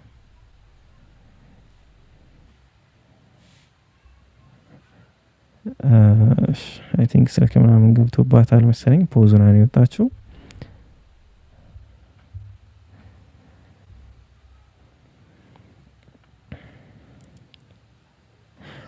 ሚስስ ዶት አለሽ? ሚስስ ዶት መጣችሁ ብዬ ነው። ሰላም አለይኩም። ወአለይኩም ሰላም ወራህመቱላሂ ወበረካቱ። አይሶስታሲ ይባላል። እሺ የባለፈው የተራራዎች የምድርን ማረግረግ እንዲከላከል ከሚያደርጉት መንገዶች ውስጥ አንዱ አይሶስታሲ ይባላል። የተራራው የውስጠኛው ክፍል ማለት ነው። እሺ ባለፈው ስሙ ጠፍቶኝ ነበርና አይሶስታሲ ያሉትን ጥቅሞችና ምን እንደሆነ ሰርች ስታደርጊ ሁሉንም ነገሮች ታገኛለሽ ብዬ አስባለሁ። ኢንሻአላህ ትቀጥያለሽ ከሊንዳ በኋላ። እሺ ሊንዳ ቀጥል። እሺ ማለት ቴልሚ እስኪ ማለት ስለ ፍሪ ዊል የተወሰነ ነገር ንገረኝ። እሺ ፍሪ ዊል ማለት ካፓሲቲ ማለት ነው። ችሎታ፣ አቅም ማለት ነው። መብት ማለት አይደለም። ሁሌም እንደምንለው መብት ማለት ተጠያቂነት የሌለበት ማለት ነው። አንድ አካል መብት አለኝ ካለ በሆነ ጉዳይ ላይ ተጠያቂ አይደለም ማለት ነው። ያካል ለምሳሌ አንድ ሰው መስረቅ መብቱ አይደለም፣ ግን ፍሪ ዊል አለው። ፍሪ ዊል ስንል ካፓሲቲው አቅሙ ችሎታው አለው ማለት ነው። ከተያዘ ግን ይቀጣል። ለምን? መብቱ ስላልሆነ። የሰው ልጆችም ፍሪ ዊል እና ነፃ ፈቃድ የሚባለው የመስራት ካፓሲቲ አቅም ችሎታ አላቸው፣ መብቱ ግን የላቸውም። ለምሳሌ በፈጣሪ የመካድ አቅም አላቸው፣ እስቲል እሱ እየመገባቸው ማለት ነው። እሱ እየመገበ በሱ ፈቃድ እየተንቀሳቀሱ ምናምን የመካድ አቅም አላቸው። መብት ግን ስለሌላቸው ይቀጣቸዋል በመካዳቸው ምክንያት። አቅሙን ግን ሰጧቸዋል ነው። ስለዚህ ፖዚቲቭም ኔጌቲቭም መሆን ይችላሉ። ፖዚቲቭ ሲሆኑም የት እንደሚገቡ ነግሯቸዋል፣ ኔጌቲቭ ሲሆኑም ደግሞ የት እንደሚገቡ ነግሯቸዋል። ሶ ምርጫው በእነሱ ውስጥ ይሆናል ማለት ነው። ስለዚህ መብት የሚባል ነገር ግን እንዲኖር መብት የሚባል ነገር እንዲኖር አንድ ሰው ተጠያቂነት የሚባለው ነገር ሊኖረው አይገባም። ስለዚህ ፍሪ ዊል ስንል ካፓሲቲ አቅም ችሎታ ማለት ነው። የሆነ ሰውዬ ብሩን አስቀምጦ ባይ ያንን የመውሰድ አቅምና ችሎታው አለኝ፣ መብቱ ግን የለኝም። ስለዚህ ፍሪ ዊል ማለት ይሄ ነው ባጭሩ። የፈለግሽውን የመስራት አቅም ከሚገድቡ ነገሮች አሉ፣ የማይገድቡም ነገሮች አሉ። ሰው አቅሙ አለሽ፣ መብትሽ ግን አይደለም። ሰው መግደል አቅም አለሽ፣ በጥይት ብለሽ ልገዩ ትችላለሽ። መብትሽ ስላልሆነ ግን ወይ የሞት ፍርድ ይፈረድብሻል ወይ እድሜ ልክ ትታሰሪያለሽ። መላእክቶች ላይ ስንመጣ ፍሪ ዊል የላቸውም ስንል ኢሞሽን የላቸውም እያልን አይደለም።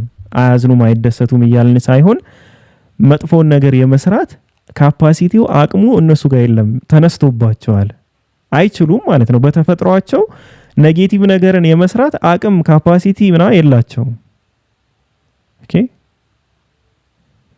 ሊንዳ፣ የሰው ልጆች ደግሞ አላቸው። የሰው ልጆችና ጂኒዎች ይሄ አቅም ይሄ ችሎታ አላቸው። ወአለይኩም ሰላም ወራህመቱላሂ ወበረካቱ። ኤኤ ሞደስቲ ረመዳን አሪፍ ነው። ቀጥይ ሊንዳ። ኦኬ እሺ። ስለዚህ ፍሪ ዊል የተሰጠን ከትዕዛዝ ወይም ደግሞ ከማንጠሳቸው ነገሮች ጭምር ነው ማለት ነው አይደል? አልገባኝም እኮ ያንን ለመጣስም ጭምር ነው ኖ ማንጠሳቸው ነገሮች አሉ ማለት እኔ ፍሪ ዊልን የምረዳው የፈለግነውን ነገር በማድረግ ነው፣ ሰዎችን እስካልጎዳን ድረስ ማለት ነው።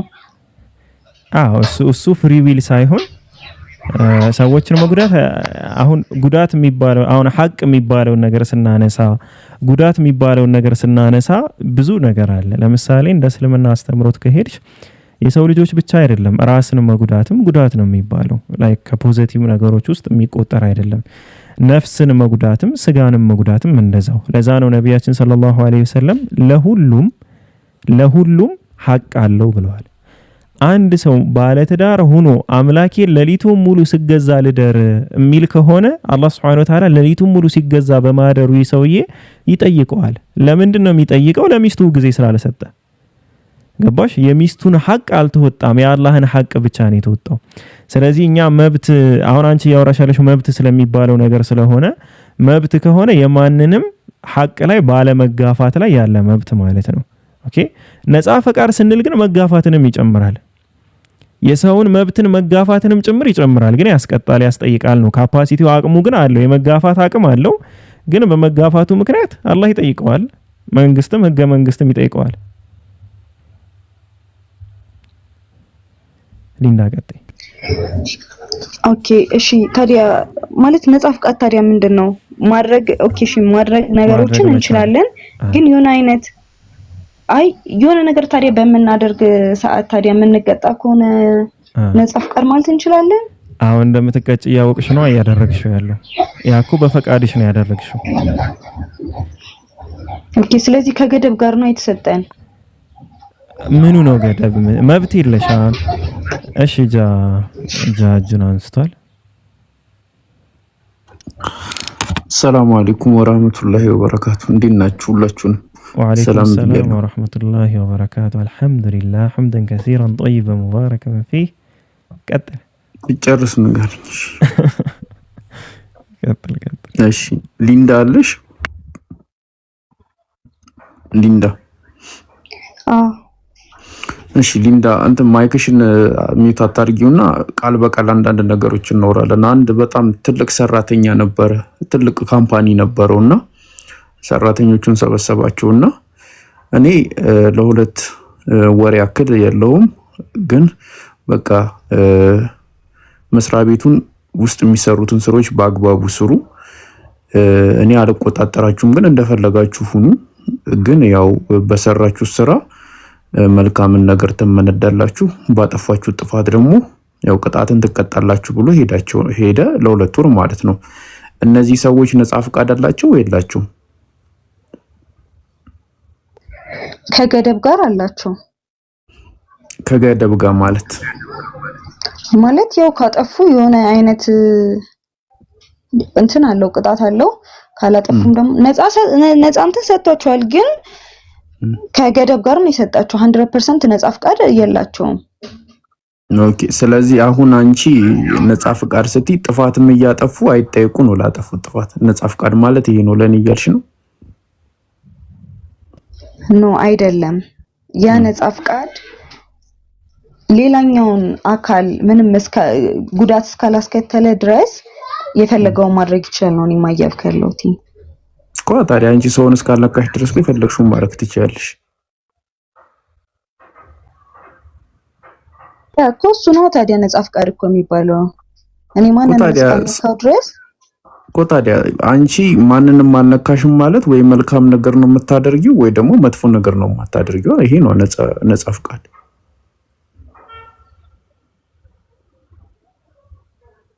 ያ ከተቀጣውበት የታለ ነፃ ፈቃዱ ነው የምልህ እኮ። አሁን ነፃ ፈቃድ ያልተገደበ እንዲሆነ ሰው መጥፎ ነገር እየሰራ አይጠየቅ ወይ ነው ፖይንቱ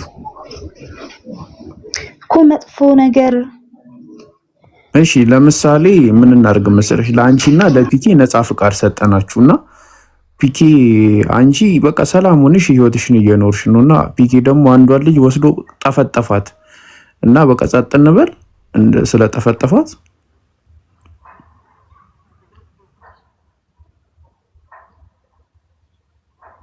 ነው። አሁን እኮ እሺ ጀስቲስ ውስጥ እኮ ገባህ እኮ ከነፃ ፈቃድ እኮ ታዲያ ሲጠፈጥፋት ያልተገደበ እንትን ከተሰጠ ነፃ ፈቃድ ከተሰጠው በቃ ሲጠፈጥፋትም ልክ እንዳንቺ ነው ትሪት የምናደርገው። ግን ሲጠፈጥፋት መጠፍጠፍ የምናስቆም ከሆነ ወይ ደግሞ ለጠፈጠፈበት የምንጠይቀው የምንቀጣው ከሆነ ነፃ ፍቃድ የለም ወይ?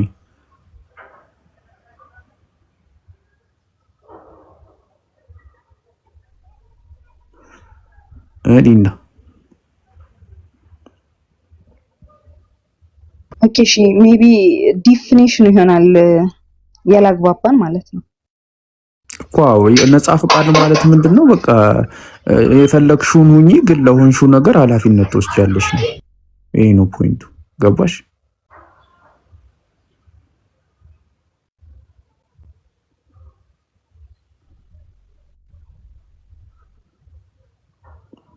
ዲንዴልሽ ኖ እያሰብኩ ነው። አስቢው፣ ማሰብ ጥሩ ነው። ፒኪን አትፈታተኝ፣ ተፈጥፍሻል የሆነ በስቴ ልንገርሽ ብዬ ነው። ለማንኛውም ቀጥሉ ፒኪ።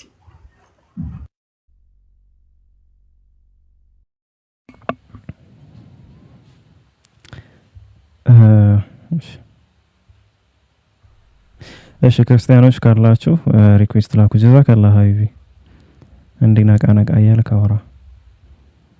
ረሃቡ በጣም ከጠናብህ ደግሞ ሰላም አለይኩም ወራህመቱላህ። ወአለይኩም ሰላም ወራህመቱላሂ ወበረካቱ። ኒኢማ ጥያቄ ነበረኝ። አሁን ጠፍቶብሽ ነው እንፈልገው? አሁን ማላቆ ለማወቅ ነው። እሺ አይ ጥያቄው አሁንም ካለ ጥሩ ነበረኝ ስላልሽ ነው። እሺ ቁርአን ውስጥ ሃይማኖት ላይ ማስገደድ የለም የሚል አለ አይደል? ሱረቱ በቀራ አለ 200 ሐዲስ ውስጥ ደግሞ ሐዲሱን በትክክል አላውቀውም። ሃይማኖቱን ትቶ የወጣ ይገደል የሚል አለ። ሃይማኖቱን ማለት ከክርስትናም ከአይሁድም ምናምን ቢወጣ ይገደል ነው። ሃይማኖቱን ሲባል ከሁሉም ነው። እኔ ስክሪንሾቱን ያየሁት ሐዲሱን አላየሁም። ኖርማል እሺ፣ ግን እንደዛ ይላል አላውቅም። እሺ ያው ብዙ ጊዜ ስህተት ስለሚሰሩ ነው። ምንድነው ሃይማኖቱን ለቆ የሚወጣ ሰው ይገደል። እሺ እሺ ወይ ሰምቻለሁ ሀቢቢ። በጣም ይመለሳሉ። ዱአ አድርግልን ኢንሻአላህ። እሺ አላህ ቀጥተኛው መንገድ ይምራ እና ተወዛግበህም ከሆነ ሰው ተወዛግቦ ሲገባ የተሻለ ነው። የሆነ ነገር እውነት አይደለም ብላችሁ የምታስቡ ከሆነ መቆየቱም ጥሩ አይደለም፣ ከየትኛውም ሃይማኖት ውስጥ ብትሆኑ ማለት ነው። ስለዚህ ወጣ ብሎ ሃይማኖቶችን መመርመር መጀመሪያ ካሉበት ላይ ቆመን ያለንበትን አውቀን ከዛ በኋላ ለማየት መሞከር ምናምን የተሻለ ነው እና የነፍስ ጥያቄዎቻችንን ይዘን ብንጠይቅ ለሁሉም አሪፍ ነው። እሺ ሀቢቢ በኋላ መመለስ ይችላል ኢንሻአላህ። መን በደለ ዲነሁ ፈቅቱሉሁ ይላል። ምንድነው የሚለው? whoever changes his religion kill him ነው። ነብያችን ሰለላሁ ዐለይሂ ወሰለም ያሉት ሱነን አነሳኢ ላይ ሐዲስ 4059 ላይ ያስቀመጡት ነገር ምንድነው? ማንኛውም ሰው ሃይማኖቱን ከቀየረ ግደለው ነው። ስለዚህ የትኛው ሃይማኖት ምን ሃይማኖት የተቀመጠ ነገር የለም። እዚህ ምንን ሃይማኖት የቀየረ ነው የሚገደለው? የተቀመጠ ነገር የለም። አላህ Subhanahu Wa Ta'ala ቁርአን ላይ ሱረቱል ካህፍ ላይ ምዕራፍ 18 ቁጥር 29 ላይ የሻም ሰው ይመን የሻም ሰው ይካድ ነው ፈቃዱን ሰጥቷል። ታዲያ ይሄ የትኛው ሃይማኖት ነው የሚለውን በምን መንገድ ነው ሊገደል የሚችለው የሚለውን ነገር በሌላ ሐዲስ ላይ ተብራርቶ እናገኘዋለን።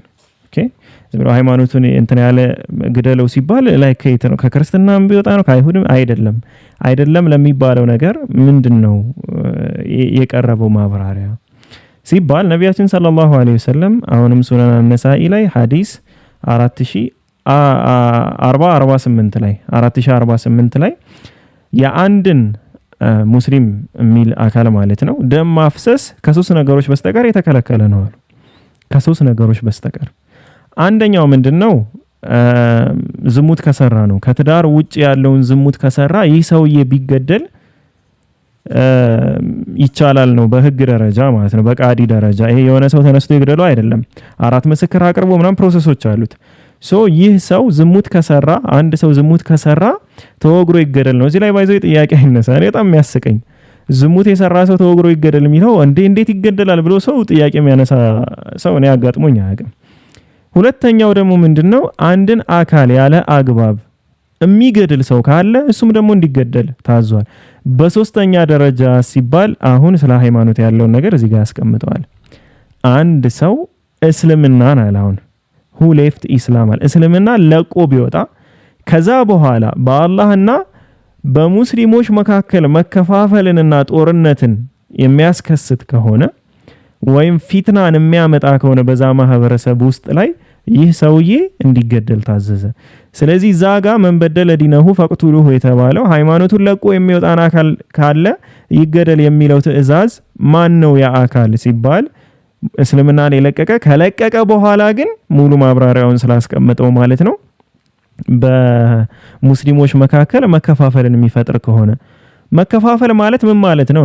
አሁን በሸሪዓ ህግ በሚተዳደር ሀገር ላይ የበላይ የሆነው ህገ መንግስቱ ኢስላም ነው። አሁን በሀገራችን ህገ መንግስት የሚባል አለ በህዝብ ተወካዮች ምክር ቤት ረቆ ምናምን ወደኛ መጥቶ አሁን ምን ተገበረበት የሰረቀኝ ያክል ይታሰራል ምናምን እንደዛ የሚሉ የሀገር ሚስጥርን አሳልፎ የሰጠ ይገደል ምናምን የሚሉና የሞት ቅጣቶች ያሉባቸው ህጎች አሉ። ሶ ከነዛ ህጎች መካከል ይሄ የሸሪዓ ህግ የምትተዳደር ሀገር ከሆነች ያ ሰው ሃይማኖቱን ለቆ ወጣ ማለት ህገ መንግስቱን አይቀበልም ማለት ነው። ያን ህገ መንግስት ኦኬ አይቀበል ችግር የለውም ሃይማኖቱን ለቋል ወጥቷል በቃ የራሱን ተግባር ይተግባር። ሌሎችንም ሰዎች ግን ይህንን ህገ መንግስት አትቀበሉ እያለ የሚሰብክ ከሆነ የዚህ ሰውዬ ወይ ይገደላል ወይ ከሀገር ይባረራል። ሶስት ነገራቶች ይሰጡታል፣ ሶስት ምርጫዎች ይኖሩታል ማለት ነው። ምን ሚል ከሆነ ጀማዓን መከፋፈል ማለት ምን ማለት ነው? ይሄ ሀገር የሚተዳደርበትን ህገ መንግስት አትቀበሉት ይላል።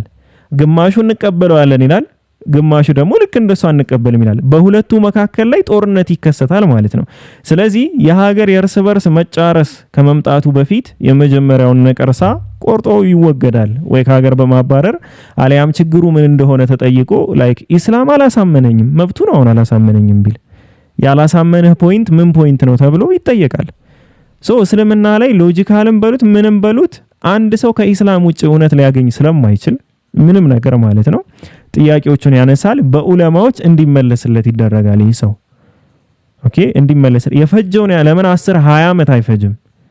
ጥያቄው ካልተመለሰለት ጥያቄውን ያስተናገዱ እንትን ይሉታል። አይ ይሁን ግን በቃ እኔ አልፈልግም በቃ እኔ መቀበል አልፈልግም ምናምን ካለ ሶ ሌሎች ሰዎች እንዳይቀበሉ ማድረግ የለበትም። አይ ሰው ምን ይሰራል? ከዚህ ህገ መንግስት የሚተዳደሩ ሀገሮች ውስጥ ጥቅም የለውም ሰውየው። ስለዚህ ራሱን አይቀበል ሌሎችን ግን ከፋፍሎ የእርስ በርስ ጦርነትን ከሚያስከስት ይህ ሰውዬ እንዲገደል ይደረጋል ማለት ነው። ለዛ ነው ከሸሪዓ ህግ የሚተዳደሩባቸው ሀገሮች ውጭ ላይ ግን እንደዚህ አይነት ህጎች እንድንፈጽምም ወይም ደግሞ ቃዲ የሚባል ነገር ፍርድ ዳኛ የሚባል ነገርም ስለሌለ ይሄ ህጎች ሊፈጸሙ አይችሉም። ቃዲና ዳኛ ሲኖር ግን ያኔ ወደ ዳኛው ቀርቦ ማስረጃ ቀርቦበት ሰውየው ምንድነው ችግሩ ተብሎ ተጠይቆ ኬዙን ተናግሮ ምናምን አሁንም ሌሎቹን ሰዎች ከዚህ አስተዳደር እንዲወጡ አደርጋለሁ፣ እርስ በርስ ያለ በሙስሊሞች መካከል ፊትና እንፈጥራለሁ ወይም የእርስ በርስ ጦርነትን ለመቀስቀስ ሞክራለሁ የሚል አካል ከሆነ ስቲል ተፈጻሚነት ይኖረዋል ህጉና ከዚህ አንፃር ነው። ስለዚህ ሐዲሱ ዝም ብሎ ሃይማኖትን የቀየረ ግደለው የሚለውን የቱን ሃይማኖት እንደሆነ ምናምን ያበራራው ሌሎች ሐዲሶች አሉ። ከዛ ውስጥ አንዱ ይሄ ነው። ኒማ እሺ ጀዛከላህ ኸይራን አሚን ወኢያኪ። በሃይማኖት ማስገደድ የለም። ቅኑ መንገድ ከጠማማው በእርግጥ ተገለጠ። በጣዖትም የሚክድና በአላህ የሚያምን ሰው ለእርሷ መበጠስ የሌላትን ጠንካራ ዘለበት በእርግጥ ጨበጠ። አላህም ሰሚ አዋቂ ነው ይላል። እሺ ሊንዳ አሰብሽበት? እያሰብኩበት ነበረ እና ማለት ነው እይማ አሁን እሺ ነጻ ፍቃድ አለን አይደለ? ፈጣሪ ማለት ያውቃል አይደለ? ወደፊቱን እሺ ፈጣሪ እኛ የምናደርገውን ምናምን ነገር የሚያውቅ ከሆነ እኛ የምንሰራውን ምናምን እንዴት ነው ማለት ፍሪ ዊል አለን ማለት የምንችለው? አንቺ መምህርሽ አንቺ ጎበዝ ተማሪ እንዳልሆንሽ አወቀና ፈተናውን እንደምትወድቂ ያወቀ ማለት ለአንቺ ፍሪ ዊል አሳጣሽ ማለት ነው? ወይም አንቺ የመፈተን መብት የለሽም ማለት ነው? ወይስ ያንቺ የምርጫ የፈቃድ ውጤት አይደለም ማለት ነው? አሁን እውቀቱ ካንቺ ስራ ጋር ምንድነው የሚያገናኘው ነገር? ሊንዳ?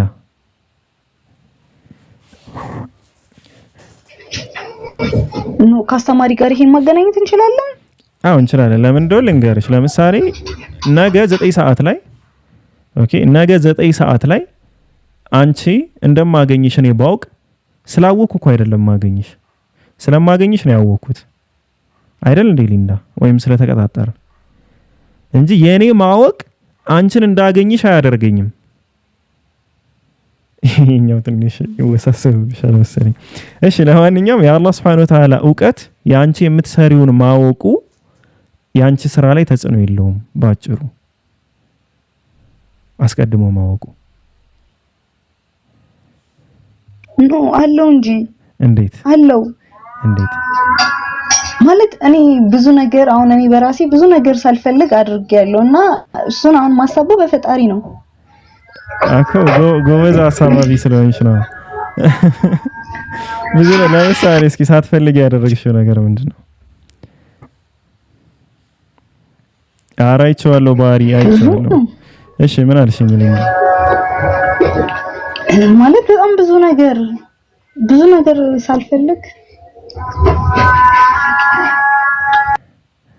እሺ ለማንኛውም የአላህ ዕውቀት አንቺ እንድትሰሪ የሚያስገድደው ምንም ነገር የለም። የምትሰሪውን እኮ ነው ያወቀው፣ እንድትሰሪው አይደለም እያደረገው ያለውና ጥያቄው ራሱ እንዴት እንደተነሳብሽ እውነት ለመናገር አላቅም።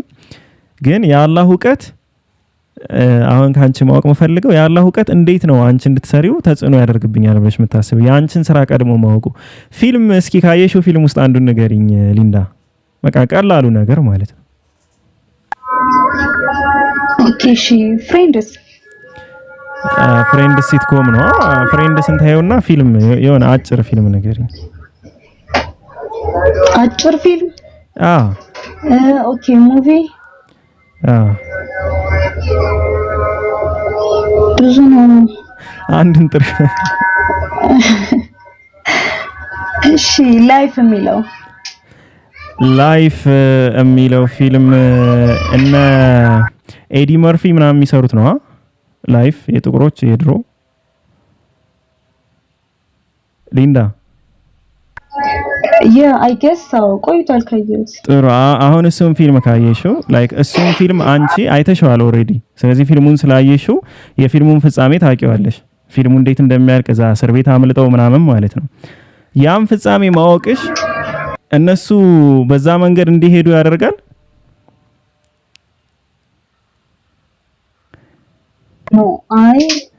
በቃ እንደዛ አስቢው። በቃ ይሄ ኦሬዲ እኛ ምን ሰራው ስራ አለ። የአላህ Subhanahu Wa Ta'ala ደግሞ አስቀድሞ የሚያውቀው ዕውቀት አለ።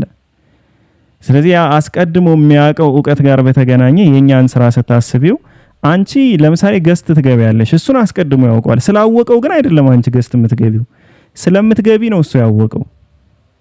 ለምሳሌ 3 መንገዶች ቢኖሩሽ ኤቢሲ ብንላቸው እነዛ መንገዶች አንቺ በገዛ ፈቃድሽ ቢን ነው የምትመርጪ።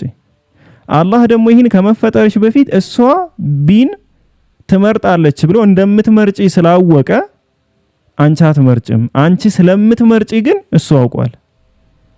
ዕውቀት የአላህ Subhanahu Wa Ta'ala ዕውቀት የፈጣሪ ዕውቀት ጋር በተገናኘ ወይም ጄኔራሊ ዕውቀት በሁለት ይከፈላል። አንደኛው እንደሚሆን ማወቅና ሁለተኛው ደግሞ መሆኑን ማወቅ ነው።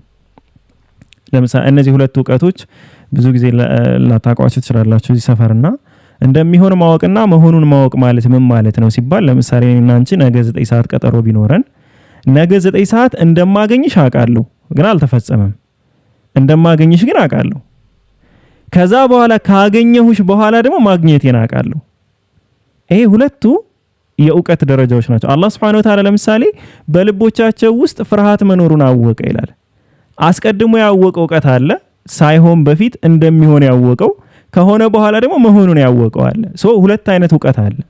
ስለዚህ የመጀመሪያው ዕውቀት ምንድነው? እኔ 9 ሰዓት ነገ አንቺን እንደማገኝሽ አስቀድሜ ያወቅኩት ዕውቀት አለ። ሁለተኛው ዕውቀት ደግሞ ካገኘሁሽ በኋላ አንቺን ማግኘቴን ደግሞ አውቃለሁ። ስለዚህ አላህ Subhanahu Wa Ta'ala አንቺ የሆነን ስራ ስትሰሪ አስቀድሞ እንደምትሰሪው ያንን ስራ ያውቃል። ከሰራሹ በኋላ ደግሞ መስራትሽን ያውቃል። ሁለቱም ግን አንቺ ጋር ተጽዕኖ የለውም።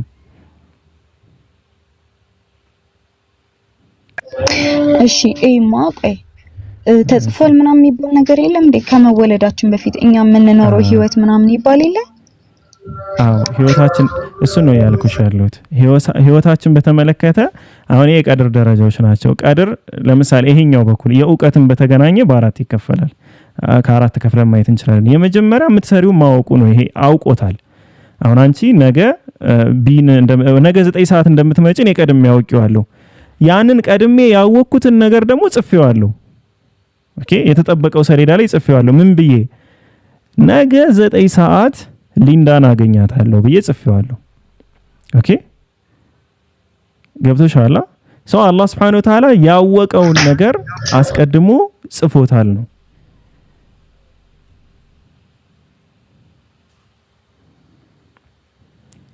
ሊንዳ ኦኬ እሺ፣ ግን ያን ነገር እኛ መቀየር አንችልም። እሱ በቃ ከጻፈው ከቀየርሽው ደግሞ እንደምትቀየሪው ነው የሚጽፈው። አሁን ልዩነቱ እኮ ይሄ ነው። አሁን ብዙ ጊዜ ሰው የሚወዛገበው አንቺ ነገ 9 ሰዓት ትመጫለሽ። ኦኬ ትመጫለሽ፣ ግን 10 ሰዓት ነው የምትመጪ። ያንንም እሱ እኮ ያውቃል። ስለዚህ 9 ሰዓት ተቀጣጥራ 10 ሰዓት ትመጣለሽ ብሎ ይጽፋል፣ አስቀድሞ ስለሚያውቀው ማለት ነው። መቀየርሽንም ያውቀዋል ልልሽ ነው ከመቀየርሽ በፊት። ስለዚህ ቀጠሯችን 9 ሰዓት ቢሆን አንቺ 10 ሰዓት የምትመጪ ከሆነ ኦኬ ቀጠሯቸው 9 ሰዓት ተነጋግረዋል፣ 10 ሰዓት ትመጣለች ብሎ ይጽፈዋል። ባይዘው በጣም ውስብስብ ሐሳብ አይደለምና ብዙ ሰው ለማወሳሰብ ስለሚሞክር ነው እንደዛ የታሳቡች። እሺ ሊንዳ ቀጥይ።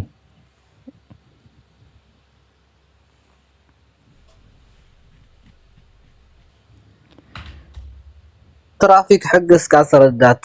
ትራፊክ ለምሳሌ የሆነ ጉዳት የሚያመጣ ነገር አለ፣ አመላከተ። ትራፊኩ አንተ ሹፌር ነህ፣ መኪናህን ይዘህ ትራፊኩ ካስጠነቀቀህ ቦታ ዝም ብለህ ገባ፣ ተጠያቂ ማን ነው? ስርዓት የሌላቸው ሰዎች እንደሚያልፉ ደግሞ ያውቃል ትራፊኩ። ተጠያቂ አንተ። እስኪ በምንድን ነው የምትረዳው? ቀላል ነገር ከብደዋታል።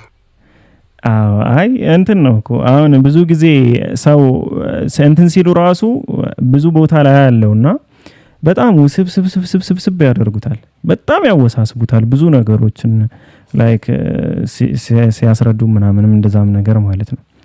ሶ ከዛ አንፃር ነው እዚህ መጥቶ አሁን ፕሮብለም ኦፍ ኢቪል የሚባለው ነገር ሲነሳ ሁሉም ሰው በቃ እንዳለ ቁልፍልፍልፍ አድርጎ ራሱ ላይ ቁጭ ይላል። ምንም የነጻ ፈቃድ ጥያቄ መሆኑን እንኳን ይረሱታል ብዙ ሰዎች ማለት ነው። እና ከዛም አንፃር ስለሆነ እኛ ደግሞ ስራችን ቲክቶክ ላይ ያለን ወንበዴዎች ለሰዎቹ ያሉትን ሐሳብ ቀለል ባለ አማርኛ እንዲረዱት መግለጽ መቻል ነው። መምህሮችማ ብዙ ናቸው፣ ግን በእኛ ኤጅ ያሉትን ያው ለማስረዳት በእነሱ ኤጅ ያሉትን ደግሞ መምህሮቻችን ከነሱ በመረዳት ነው። እንደዛ ነው ብዬሻለሁ ሊንዳ። ለማንኛውም እንትን ምንድነው እያሰብኩ የነበረው? ምንድነው እያሰብኩ? መስገድ ረሳው። ላ ሐውለ ወላ። እሺ ጃ ናይ ሐቂ አንዳችሁ 5 ደቂቃ ወይ 10 ደቂቃ መለሳለሁ ልስገድና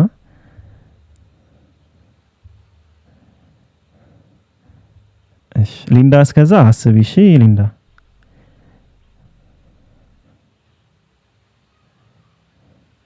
በቃ እስኪ ራስሽን ጭምቅ አድርገሽ የሆነ ከባድ ሐሳብ አስቢ። ታላቁ ጠራኝ። ልሰግድ ነበር። እሺ ሰግደና ችግር የለው። ሊንዳ የቀደሙን አሰብሽበት ወይስ እንዴት ሆንሽ? አይ ቆይ አንዴ። እሺ አንዴ። እሺ ካጠነከርነው ሐሳቡን በጥጦ መልክ እናደርግልሻለን፣ እንዳትጨናነቂ። እሺ ሌላ ሰው የሚገባ ካለ ሪኩዌስት ይላክ ወይ አንድ ቁጥር ጻፉ።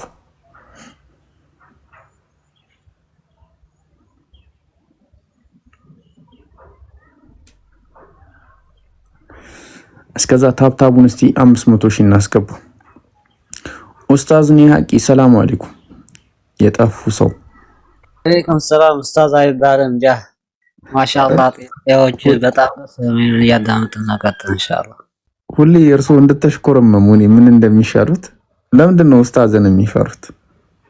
ያለ ቦታው አስቀምጠው በኋላ ሲሳሳት ኡስታዝ ተሳሳቱ ተብሎ ድራማ ሲሰራ ማየት ደስ ይልሃል? ኡስታዝ አይደለም ካለ አንድ ሰው አዎ አይደለም ብለን መቀበል ነው። ምክንያቱም ድራማ ለመስራት የሚጠቀሙ ድርዮች ስላሉ። እሺ ገባኝ። እሺ ገባኝ። አማራው ተራራው እስቲ ናገባ አማራው ተራራው ምከረን እስቲ ናገባና አትገባ ኮመንት ላይ ብቻ መንደባለል ገብታ ምከረን ያልኩህ እኔ ምንም አላልኩም። እሺ ጥያቄ ያለው ሰው አንድ ቁጥር ይጻፍ። ክርስቲያኖች ገስት ሪኩዌስት ላኩ።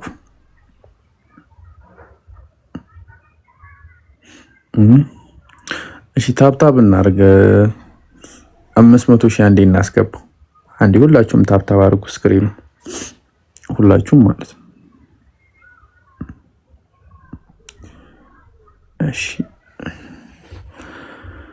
ተራራው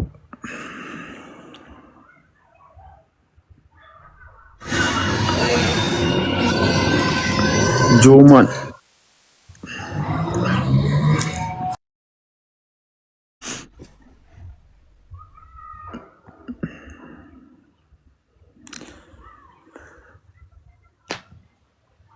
እሺ ታብታብ አርጓ ምን ነው የሄደው ወይ ብለን ጥያቄ አንስተን ነበር። ኢንሻአላህ ለምሳሌ እግዚአብሔር ሊሰቀል ዓላማና እቅድ ከነበረው እውቀት አይደለም እቅድና እውቀት ይለያያል። እቅድህ እንዲህ ያደርጋለሁ ብለህ የወሰንከው ውሳኔ በወሰነው እቅድ ነው ወይ ስቅለቱ የተካሄደው?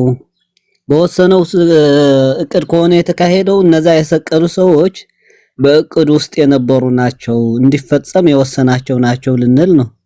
አይ በእቅዱ መሰረት አልተካሄደም ከተባለ ደግሞ ሳዲያ ያቀደው እቅድ ካልተካሄደ ድርጊቱ አፈጻጸሙ ተለይተዋል ማለት ነው። እርሱ እንዳቀደው አይደለም የተፈጸመው ልንል ነው። እቅዱ እሱ ላይ ሁለት ምልከታ ነው ያለው ክርስቲያኖች ጋር። አንደኛው የሱ እቅድ ነው ይላል፣ ሁለተኛው ደግሞ በእነሱ በድርጊታቸው ላይ ላይክ ኦን ዘ ዌይ እቅዱን አሳካ የሚባል ነገር አለ። እኔ ከዚህ በፊት ጠይቄ ነበር። ያ ማለት ምንድነው ክርስቶስን የሰቀሉት ትክክል ናቸው ወይስ አይደሉም በሚለው ማለት ነው። አይ እስካሁን ያልተመለሰ ነገር ነው። ትንሽ ስለ ቅድመ ውሳኔ አንስታችሁ ነው ሊንዳ። ኧረ ተጠቀሚብኝ ሳላረግ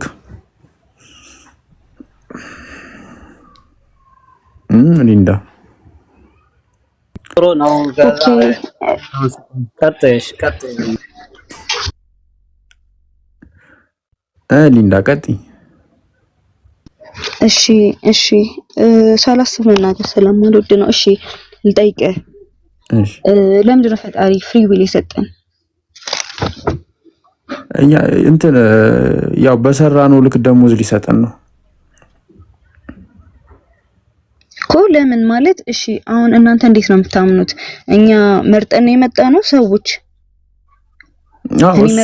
መርጠን የተፈጠር ነው አይደለም። ግን እሱ መርጦ ባደረገብሽ ነገር ላይ አይጠይቅሽም ሊንዳ። ያ እኮ ገባኝ እኮ ግን ለምንድን ነው? እሺ አሁን እኔ መርጠን አልመጣንም አይደለ? መርጠን አልመጣንም።